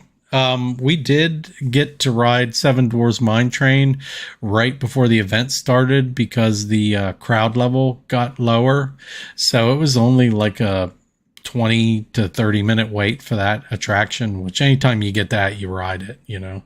So we were able to do that, but other than that, that's kind of the capper on that. So for me, I'm not going to make it a point to go back to that party anytime soon. And in fact, the way the party went and kind of how it was, and some of the things, just the way people acted, the crowd acted.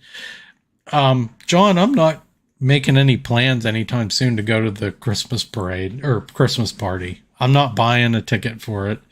yeah, I'm not going to go to it because it's not that this party was a disappointment. It was exactly what I should have pretty much expected it to be, because I've been to that party before back in the earlier days.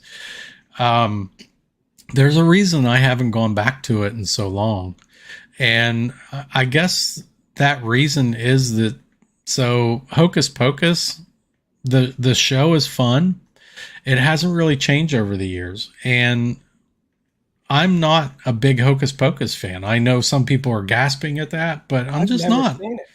I don't dislike it. It's not that I don't. That's not it. It's just I'm kind of like in the middle on it. I'm like, I could take it or leave it. I'm impressed by Disney stage shows overall. Like I'm not either. They're always so simplified, and then you have to see it from so far away. And I'm just that's the thing. That's like, it. I in this day and age, I don't that does not seem like great entertainment to me. Yeah, here's what it is in a nutshell, John. When I was a teenager and when I was in my early 20s, I didn't mind fighting through a crowd at a rock concert to get up towards the stage. I didn't. In my mid 40s, I just don't want to deal with that mess. I just don't want to do it. And so you can't see the show. And I was going to say, I would not go in front of kids or family to see such right. a Me thing. too. Me too. So I might as well just walk away because that's where I'm going to be. So it's like, there's no good solution to it except I'm going to block children to see a show that I don't really care about, or I'm going to not see it. So I kind of went with, I'm not going to see it then, because like the parade, I found a spot where there's nothing in front of me and you can't be behind me. And so I was all right with that. But again, normally I don't know. I just don't like the idea. I don't want to negatively affect anybody's vacation. Me If I too. possibly can. And that Here's, includes with doing social media stuff. No yeah, matter how much I want to get something, if it's gonna um, if it's gonna reduce the quality of somebody's vacation, then no right. thanks. So my general, I guess I could sum it up in a nutshell in this way, is that at the Hocus Pocus thing, there were kids being placed on shoulders that and dads that moved with those kids on front of shoulders in front of us, a couple places, and everyone behind them was like, rah, rah, rah, like all this, and I thought to myself, wait a minute, I know we all paid for this, right? I get that. But at its heart, isn't this about the kids? Isn't it really about the kids and about someone's vacation, exactly like you said? So for me, I got some shots, some video from afar of the show. I actually enjoyed the show. I think it's fun, but would I watch the show again and like hinder my chance to meet characters, have party exclusive treats, ride rides? Absolutely not. I don't think that in that experience, I don't think it's worth it. Now, for a little kid on their dad's shoulder, I'm not complaining about that. I know people complain about it. I know people hate it, but I look at it this way. How else is that little kid going to see that show? There's no screens there to see what's going on stage, so they can't watch that. And people wait for an hour plus to see these shows. I think it's, why are you wasting your money waiting on stuff like this? It drives me crazy. I don't understand it. But I mean, if you're going to that thing, if you're paying for your ticket to go see that show, okay, I get that. That's cool. So you're going to wait in line for that show, and then you're not going to do anything else. Then you're going to go wait in line to watch the parade. Then you're going to go wait in line to watch the fireworks. You're done for the night. That's all you're going to get to do. You might be able to get pirates and get some candy after that, but that's about it. So this setup of the way things are organized, the way the show is, and the fact that you're not going to squeeze all that stuff in a night, that's why I have to say, I'm not looking forward to another one of those types of parties again. I'm just not going to do it. I'm not going to spend that kind of money and not be able to see all those things, Well, I keep thinking what would be good enough for me would be get in line for whatever the longest wait attraction is towards the park closing. Yeah. Before the party. And if I can walk out during the party, like last year, I paid to go to the Christmas party, and the food was terrible, meaning the cookies were all the same. The hot chocolate was like water chocolate. It was extremely cold. And the only thing that I really got out of it, I didn't do photo ops or I didn't meet Santa or anything. The only thing I got out of it was to see the parade go by. I saw people that did not have a wristband on walking out that they saw the parade too. And I'm like, man, I spent a couple $100 to sit here and in the cold and watch this parade. And those people just saw it too. They walked right by. And I'm like, man, I should have done that. I would be fine with that for the Christmas party. If all I did was see the parade, that's fine. I'm good with that. So I might actually try that this time. And same with the Halloween. You won't see the Halloween parade probably, but maybe you would if you're slow enough. I mean, get in line, wait, stop at the bathroom, just drag your feet on the way out, and you might walk right by the parade. You could probably even stop to watch it at some point. I don't know. Yeah, they only look at your wristband if they're giving out candy, and that's even. Or if you're going into the park, if you're leaving, well, you're leaving. Nobody's saying how quick you have to go. So. And really the rides, people that do that. I'm sure there's people that do that. Because again, for me, that'd be good enough. Then I'd be like, oh, good, and I'm home early. I'm not up till 3 a.m. Then it's like that's pretty great too. So I don't know. I might try it. I know I talk about it a lot, but I never do it. I might. I'd be interested to hear how that goes. I will say that as far as Horror Nights goes, the events, there's no like standing or sitting behind people. It's like it's just the houses, the scare zones that you walk through. They have the alcoholic beverages, the stands, for food and drinks and things. And there's no parade, and there is the show in the back, but they cap attendance to that show and they run it on specific times. So, you can choose to go to that show or not go to that show, and you better be in line to go to that show if you want to see it. But to have a good time at Horror Nights, you don't have to see the show. You get your money's worth without going to that show. So I just think that, to me, if I would have to look at things from, have to categorize things, I think Mickey's Not So Scary Halloween Party is maybe an after hours event plus. Okay. If I would look at Halloween Horror Nights, it's a destination. Yeah. So it is you're going to get your money's worth out of Horror Nights. Mickey's, that's debatable. I mean, depending on what you're looking for, but again, that is an extra hours event plus in my mind, and that's kind of how I look at it. A lot of people really dig that show. The fireworks are awesome. To me, that's the best fireworks on property right now, that Halloween fireworks show. They were pretty great. So yeah. And they're short. They're not overly long like the other shows. It's like, it's up there and they really dazzle you, and they have a little story with it and everything, and then it's over. And then you can go on and do your other things the rest of the night. The parade, in my mind, that's the best parade. I think maybe the Christmas party parade is on par or better with it. But to me, you don't get a better parade on property than that one. But other than that, honestly, I don't know. I don't think I would. It's going to be a while till I do it again, John. Yeah.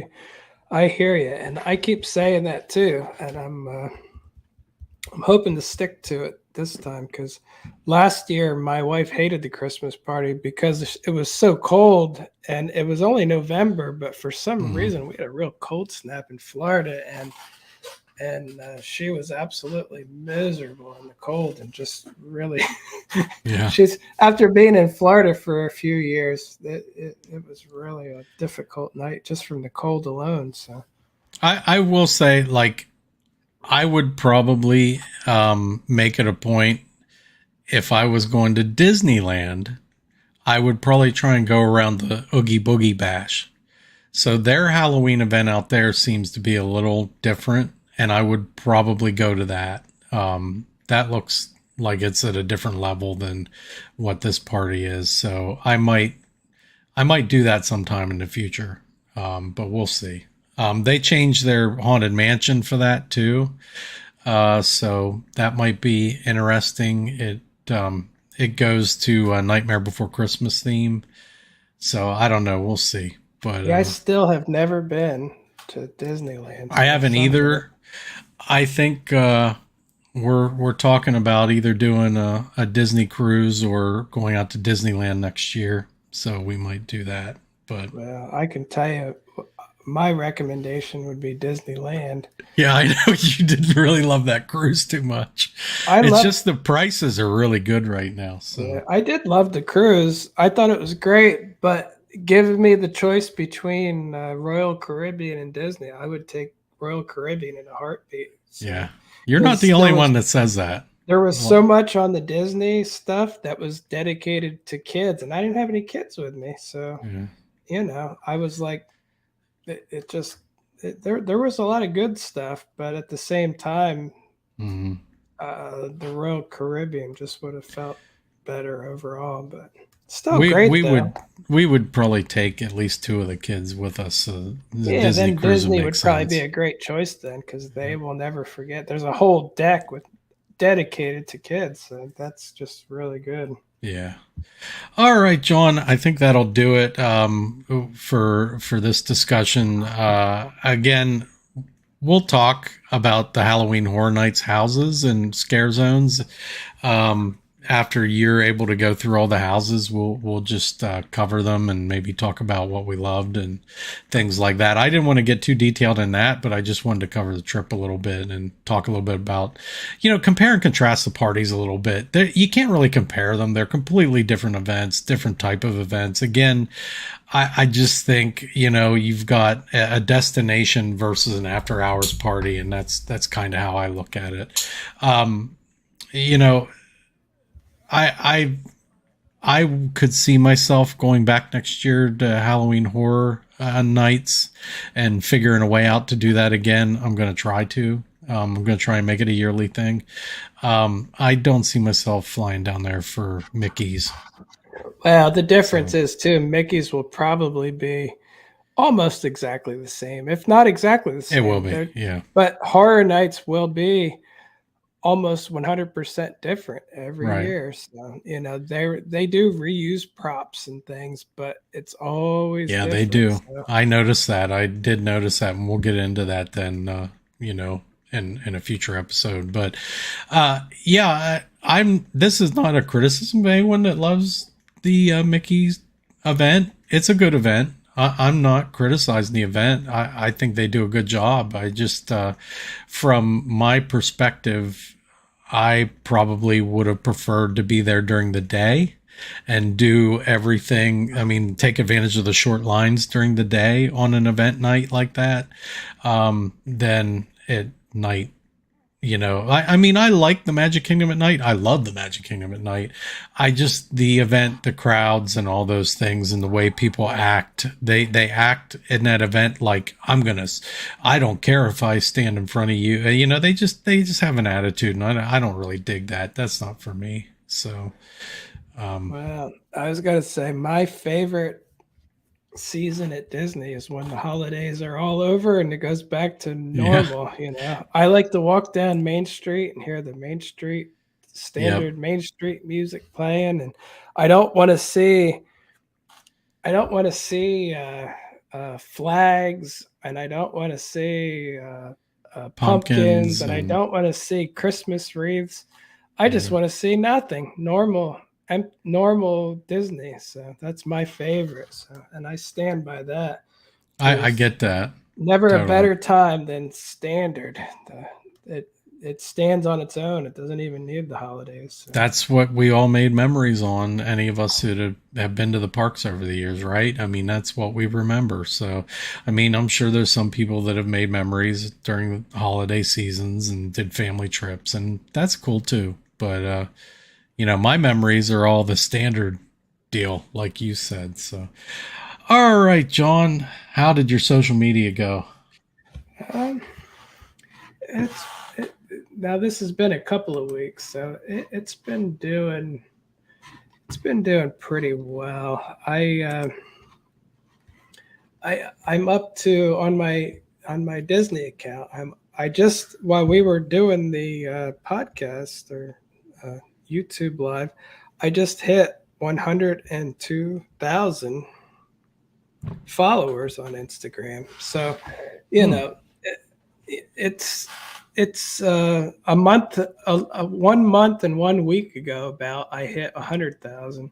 So I did grow another 2,000, and I talked to some other Disney accounts that were bigger than mine, like the guy Lewis who does the Disney Nuts account. That's he had a couple 100,000 followers. He's been losing followers for weeks. So, compared to him, it put things in perspective that I'm doing pretty good, and that it looked like I was going to start to lose followers, and I kind of fought back and just slowly made just slightly positive gains over time. So I've been able to hold on to that. And like I said, it's pretty decent. My let's see, this is my Universal account. I'm up to 97,800 followers. It looks like I reached 5.2 million accounts in the last 30 days. That's down from 6.2 million. So this one's slowing down a bit. My growth is slowing, my reach is slowing, but it's still doing great, it just worries me a little bit though, because when I approached 100,000, the same thing happened to my Disney account. And I was hoping it wasn't because of the number. I was hoping it was just, something else. But again, I was rapidly headed towards 100,000 on the Universal, and it, the growth only slows every day, slow, slow, slow. But overall, it's still doing great. Like I said, 5.2 million accounts in 30 days. That's pretty awesome. In contrast, this next slide is going to be my Disney account. So we have 5.2 million. You can see there was a lot of ups here, and then it kind of got reset here and has been staying in a new pattern. It's weird that they basically, as of this date, it's like your new range is right in here. It's like before it was up here, now it's down here.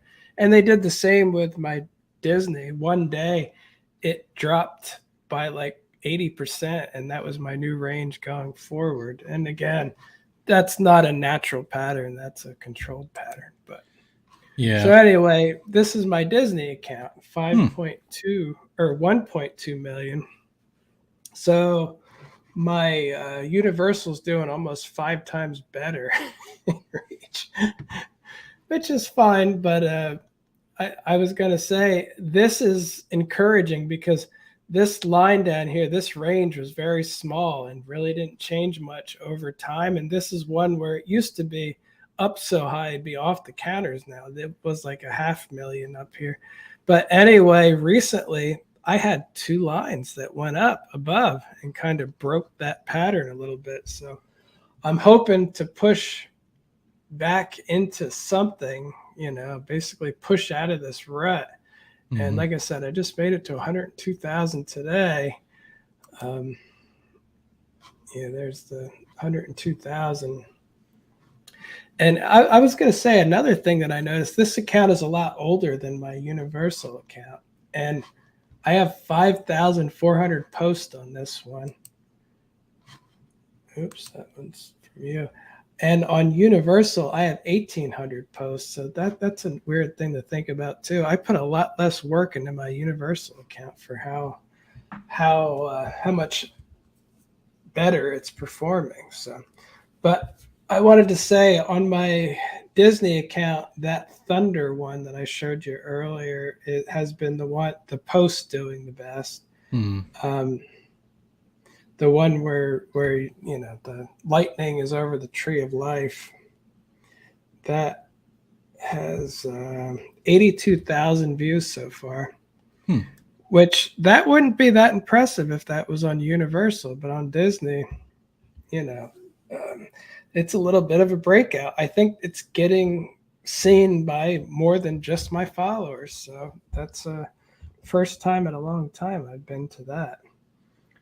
And I also wanted to mention, like I said, YouTube kind of stopped giving me any kind of plays, even on the shorts. And, I think they tricked me into deleting my most popular video. And yes, I just don't feel great. I know we're on YouTube right now, but man, I was really hoping that I'd be able to shake something loose with that. And it started doing all right, but it just kind of fell apart again. Like I hear from so many people that they don't even try on YouTube. It's just it's a platform where people are just it's just too much. Like they're not really looking for small accounts to grow. But I think that's probably true. It's like if you look at the medium and the format, it's kind of like you see a lot of legacy people continuing their steady growth, and new people. Yeah. I don't have. When's the last time you've really noticed a new account really take off? I mean, when's the last brand new YouTube born celebrity that happened? It just doesn't happen anymore. Yeah, it's true. And a lot of the most popular ones now too are the ones that are just basically hating on everything else. Yeah, And yeah, right. I think a lot of them are great. So I don't begrudge them for it. I think, like I said, I think a lot of them are great too. So I, I just don't see a lot going on with that. But I was going to say, in contrast, I have been doing quite well with TikTok lately. Like YouTube seems very controlled. Where TikTok, if I have a video, my video seems to stand on its own more or less. Like I'm Hmm. able to get some consistently really good views on there, and I'm up to 65,100 followers. And the more impressive number, honestly, is 2.2 million likes. There's some big accounts out there that they don't have 2.2 million likes, and Yeah, that's a lot of likes. And that is. I find it interesting that they use that as a stat. Like Instagram doesn't do anything like that, but 2.2 million likes. It kind of allows me, like, I see people with like 200,000 followers and they don't have 2.2 million likes. I'm not saying everybody, but I've seen accounts that made me believe that my likes are pretty impressive. That is impressive, very much so.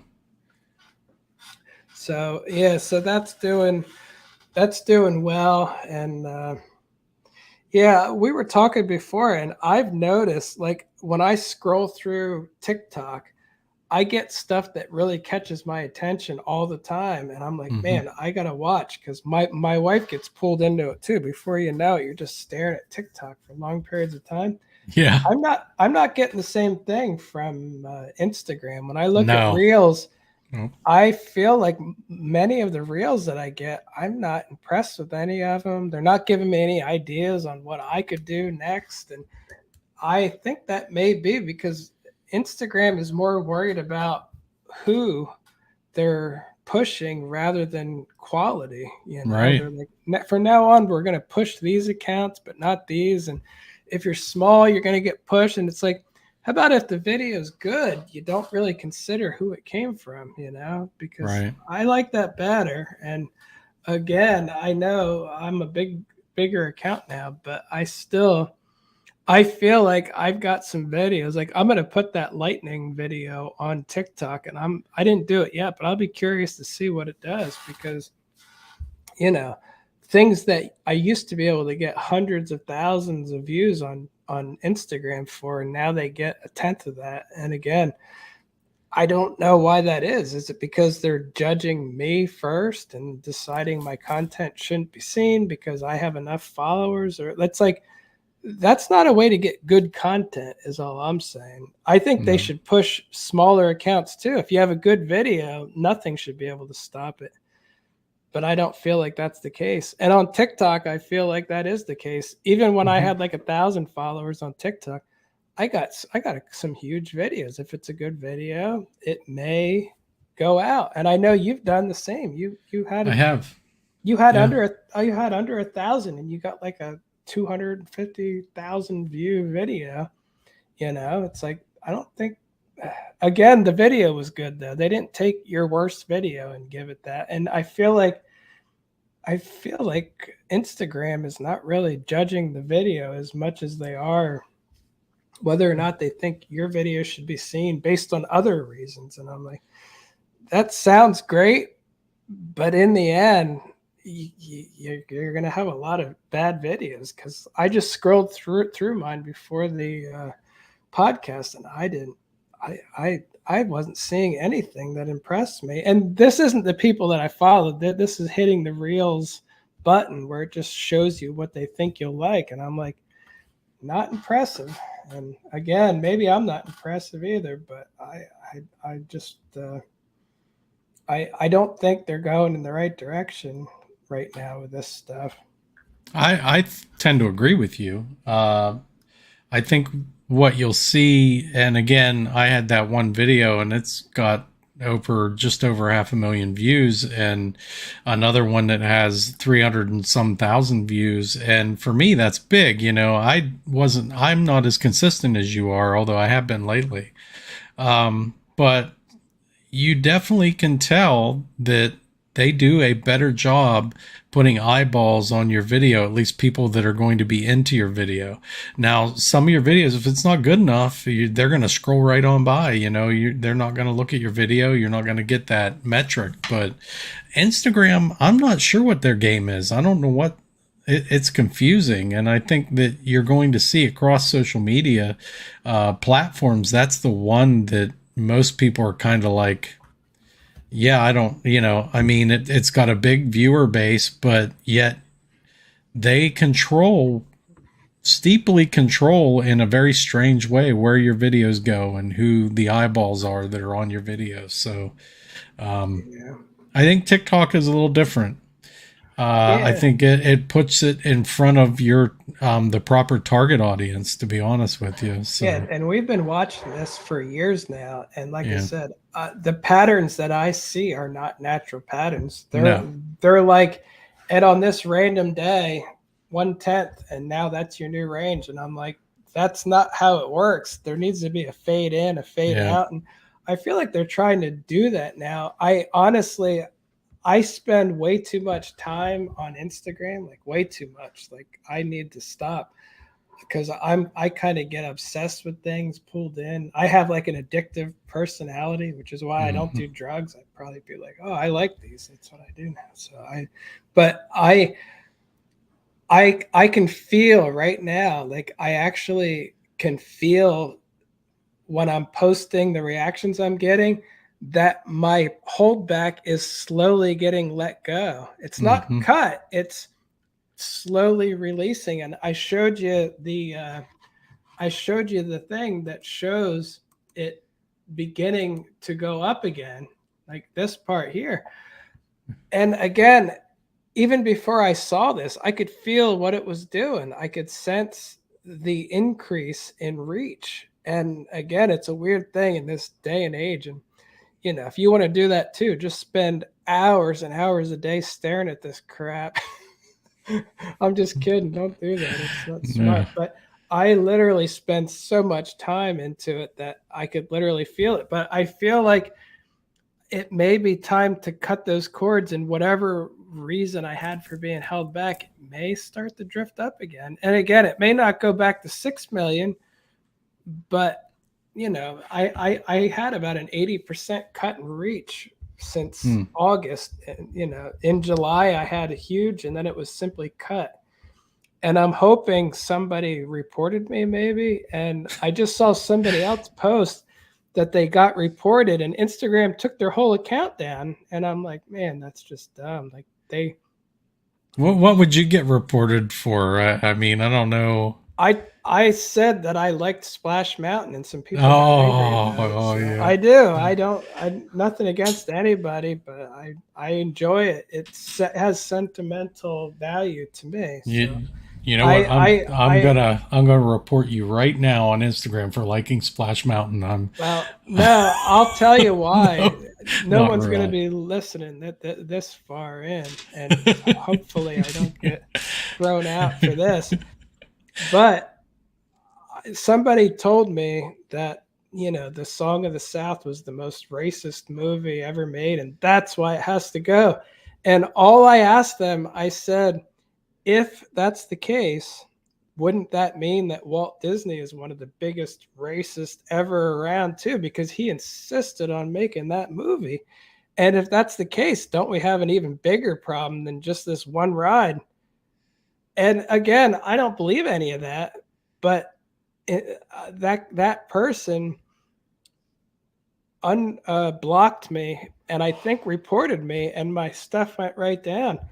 It was just an if-then statement. Honestly, I don't believe any of that. But from what he said, I said, if what you say is true, then this must be true too. And instead of answering, I think I got blocked, reported, and I don't think that should be allowed though. And again, I had a similar reaction to somebody else, and they proceeded to discuss the situation with me. And by the end, he's like, "Thank you for talking with me." And I thanked him, and I said, "I do see your point. Yeah, that's maybe what I'm it saying. is a good idea." That's all. I'm open to interpretation and stuff, and I don't want anyone's feelings hurt. It's just, to me, I never felt that way. And again, another person that I thought was going to be a you're wrong, period kind of guy explained it to me thoroughly. And by the end, I still did not feel like he did, but I respect and understand what he was talking about. And I was like, all right, it all worked out. But again, I don't think the next time I do, I'm going to say, the next time I say, ask me anything on Instagram, I'm going to say, ask me almost anything. I don't want to get recorded again. Ask me things that aren't going to get me reported. Yeah, ask me things that won't get me reported. Because again, there's nothing I can do. I liked Splash Mountain, but I never saw Song of the South. I don't. From everything I know about it, it's not what people say it is. So again, it's none of my concern in the long run. I liked Splash Mountain, and it ain't gonna be around anymore. I'm gonna live either way. Just like I loved the Great Movie Ride, and I think what replaced it is terrible. I hope the new ride is good. Based on what Disney's been doing lately, I don't think it will be. But yeah, and based on the model and everything, and it kind of doesn't give you hope, right? It just kind of it looks way different than what the concept art looked good. The model looks less like they typically do. And here's my concern with that. And, without going down the rabbit hole, they've lost a lot of Imagineers over the last couple years. Yeah, so who's left to do this work? Oh yeah. Speaking of that, we forgot, for those who watched to the end, the D23 recap. Yeah. They probably might do something at some point in the parks. They might. And Tron will open probably this year. It's like Tron. Wow. No, Tron will open next spring, not this year. It's next spring. So Tron will open next spring now. Because and I'll cut through the noise. The actual reason why it will wait till spring is because that's after the 50th ends, and they need something else to promote after the 50th is over. That's the only reason it's going to take that long. Yep, and then that's when they'll probably close Splash Mountain then too. That's what I'm thinking exactly. Yeah, I'm thinking that exactly. But I just wanted to mention, though, and again, we could recap D23. Not much is happening. There's blue sky ideas of what they might want to kind of maybe do somewhere in the future. Avatar, Pandora, the world of Avatar Land, that was a solid announcement. Mm-hmm. And that took, 10 plus years. My daughter was a little kid and she was an adult when it was done and didn't care anymore. And again, I'm in my upper 40s now. So when you're talking about things that aren't even announced, this blue sky, like we might change Dino Land into maybe Moana or maybe Zootopia, maybe. And maybe we'll add something in the Magic Kingdom. It's like, if we're at the maybe stage, how old am I going to be when this stuff actually happens? And will anyone? It's like, I know Disney's not advertising directly to me, but I'm not exactly old yet. But I feel like I'm getting to the point where if I'm 47 now, if it took 10 years for a ride with a solid announcement, am I going to ever see this Villains Land behind behind Big Thunder Mountain? And if I do, how old am I going to be? Am I going to be like 75 or something going in there? Like, I remember when they announced this, but I'm kind of, I'm a little old, a little weak. I don't know. And meanwhile, Epic Universe, they're like, it's going to be done in 2 years. It's like a whole park. A whole park in 2 years. It's like, I feel like my fandom for I'm starting to like Universal better because I'm not going to be alive long enough to get excited about what Disney's telling me. And then another thing I wanted to mention, some of my I didn't like most of the announcements at past D23, meaning when they said we're going to tear Epcot apart and get rid of your favorite parts of it. And I was like, oh, but I love Future World. It's like part of the reason I moved to Florida. Well, the only thing that I liked about that announcement was the festival pavilion that looked like it was right out of the sketches from Walt Disney's version of Epcot of the future. I was like, I loved it. I was like, now to see that in real life would just be unbelievable to me. Well, that's been canceled. It's gone. I'm like, but that's the only thing I liked. And that statue of Walt, he's wearing he looks like a guy that lost weight way too quickly. His body is a thin person's body, but his face is Walt's normal face, which is, he worked a lot. He was a little overweight, like we all get. Like he still has the double chin and the face of real Walt when he got older. But his body is that of like a 20-year-old track star or something. I'm like, what is that? That's just weird. And I've already seen pictures from D23 of people with their elbow leaning on Walt's head and stuff. And I'm like, this is not going to be a respectful thing in the end. Like I can just say that this is not going to work out. There's already people saying, it's Walt on the toilet. And I'm like, that's exactly what I was going to say. I mean, I don't want to, if you're going to put that's Walt what it looks like. It good. And meanwhile, they have a statue of him like going to Paris or somewhere else that looks great. It's him and Mickey Mouse. It looks like a great statue. This looks like not a good statue. I love Walt Disney. I wish they had more statues of him around. This ain't the one though. I'm like, oh, I was very disappointed in it. And everyone just says, oh, it's great. And yeah, everyone said everything was great there, but not. Is there anything there that you heard that made you excited? Like anything? No, look at it. I mean, it looks like, he really looks like he's sitting on a toilet, and I don't like it at all. I really don't. Yeah. And that body is just not, I've seen it from the side and stuff. Like I said, his face and chin are realistic looking. The body was just a super slim guy in a suit. Look at that. Look at that. That's not Walt's body. It's not. Like, look at it. That's not it's what his he would face. look like if he was his sitting face there. is the face is done very well, I think. I feel like that's done well, but everything else is great. But it looks funny on the thing. Like, see the neck and the chins. It's like, that is a older gentleman who works a lot and doesn't go to the gym. That's what Walt was.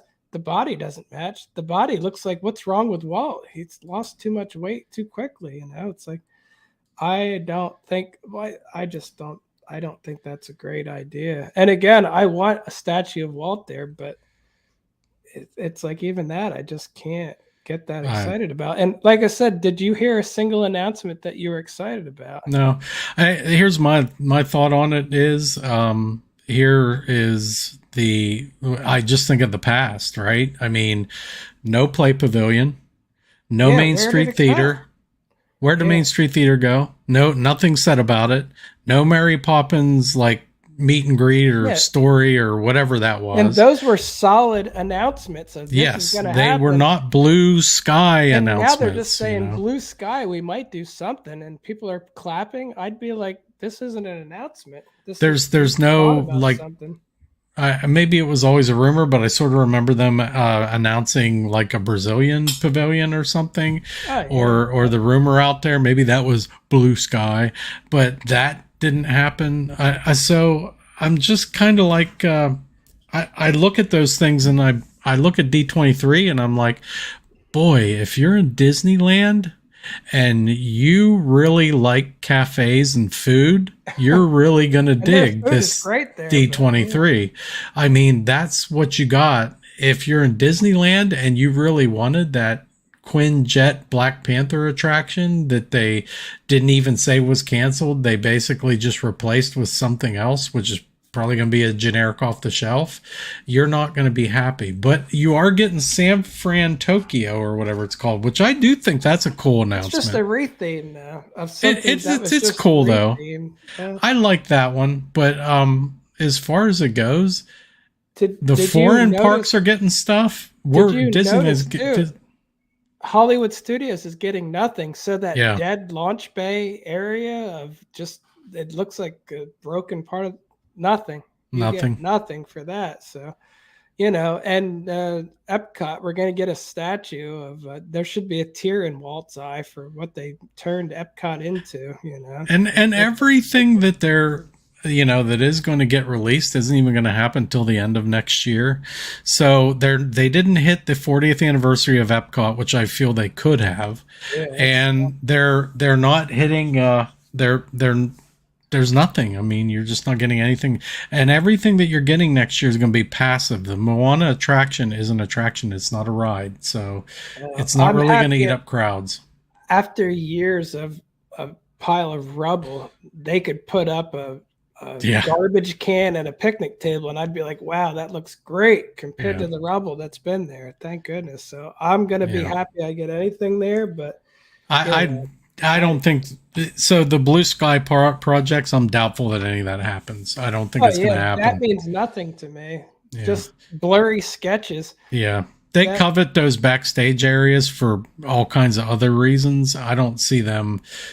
What they would need, they don't need I don't think they really need a fifth gate. They need more attractions put into Hollywood Studios, into Epcot, into Animal Kingdom. And honestly, a Zootopia land and a Moana thing, that isn't the trick, man. No, it should be like Indiana Jones or something, Yeah, I mean. And somebody had said, why not do Zootopia? If you're going to do it where Rafiki is. Take the train out of Animal Kingdom into a fantasy land over there. That's fine. That actually, it doesn't sound that bad. And again, I have no attachment to Rafiki's at this point, so do anything with it. I don't be all right, but and I wanted to mention too, I don't even have Disney Plus, so my opinions don't matter. But I heard nothing movie or Disney Plus wise that interested me in the least, not at all. And I find that sad too, because they own a lot of properties. And you would think I used to love Star Wars. I'm not a huge Marvel fan, but I did see all the Avengers series and stuff. And every single thing that I heard, and I didn't watch anything, but secondhand heard they're going to do. I don't know. I guess old men are not their target audience. So that's fine. And it doesn't mean anything bad. Maybe they'll do awesome with every one of them. But for me, even the Haunted Mansion, I do like that Jamie Lee Curtis is in it. Like, I love Halloween and stuff, but I still don't know if that was even worth watching either. Like, I don't know if I'll ever see it. If I hear it's really good, I might find a way to watch it, but I'm not going to watch it regardless. I'm not. It didn't move the needle for me either. Plus, there was no trailer or anything, right? It's just like, we're going to do it eventually. It's like, it was probably, script. We're just going to throw something in. It's like, it was probably a Blue Sky announcement for the movies. It was a movie Blue Sky announcement. So that's what the one Star Wars movie I heard they just took it off the list of movies quietly. Oh yeah, Andar or whatever. So even when they announce movies, they might just quietly make them. Well, they did I think the Rogue Squadron one, the one about the ships they took off, and I think that's Andor comes. It's a series that starts next year, next week. I'm sorry, next week. But I'm so out of the loop on that stuff. I don't. Like I said, I had Disney Plus for free with Verizon. And then I switched to AT&T, and by that time, I wasn't watching anything on Disney Plus. Like, literally, I watched reruns of The Simpsons. I'm like, I'm not going to pay to watch reruns of The Simpsons. I don't need. Yeah. I just did it to pass time, so I fall asleep. I gotcha. So, and I still haven't seen a reason to get it yet. So. Yeah, I gotcha. All right, John. Where can they find you online? You can find me at SeeWDW on Instagram and TikTok and Facebook, and SeeWDW on YouTube, and C.UO on Instagram and Facebook as well. All right, you can find me at the Giant Rat, THEE Giant Rat, on TikTok and on Instagram. And that should do it for this week. We will see you on the next one.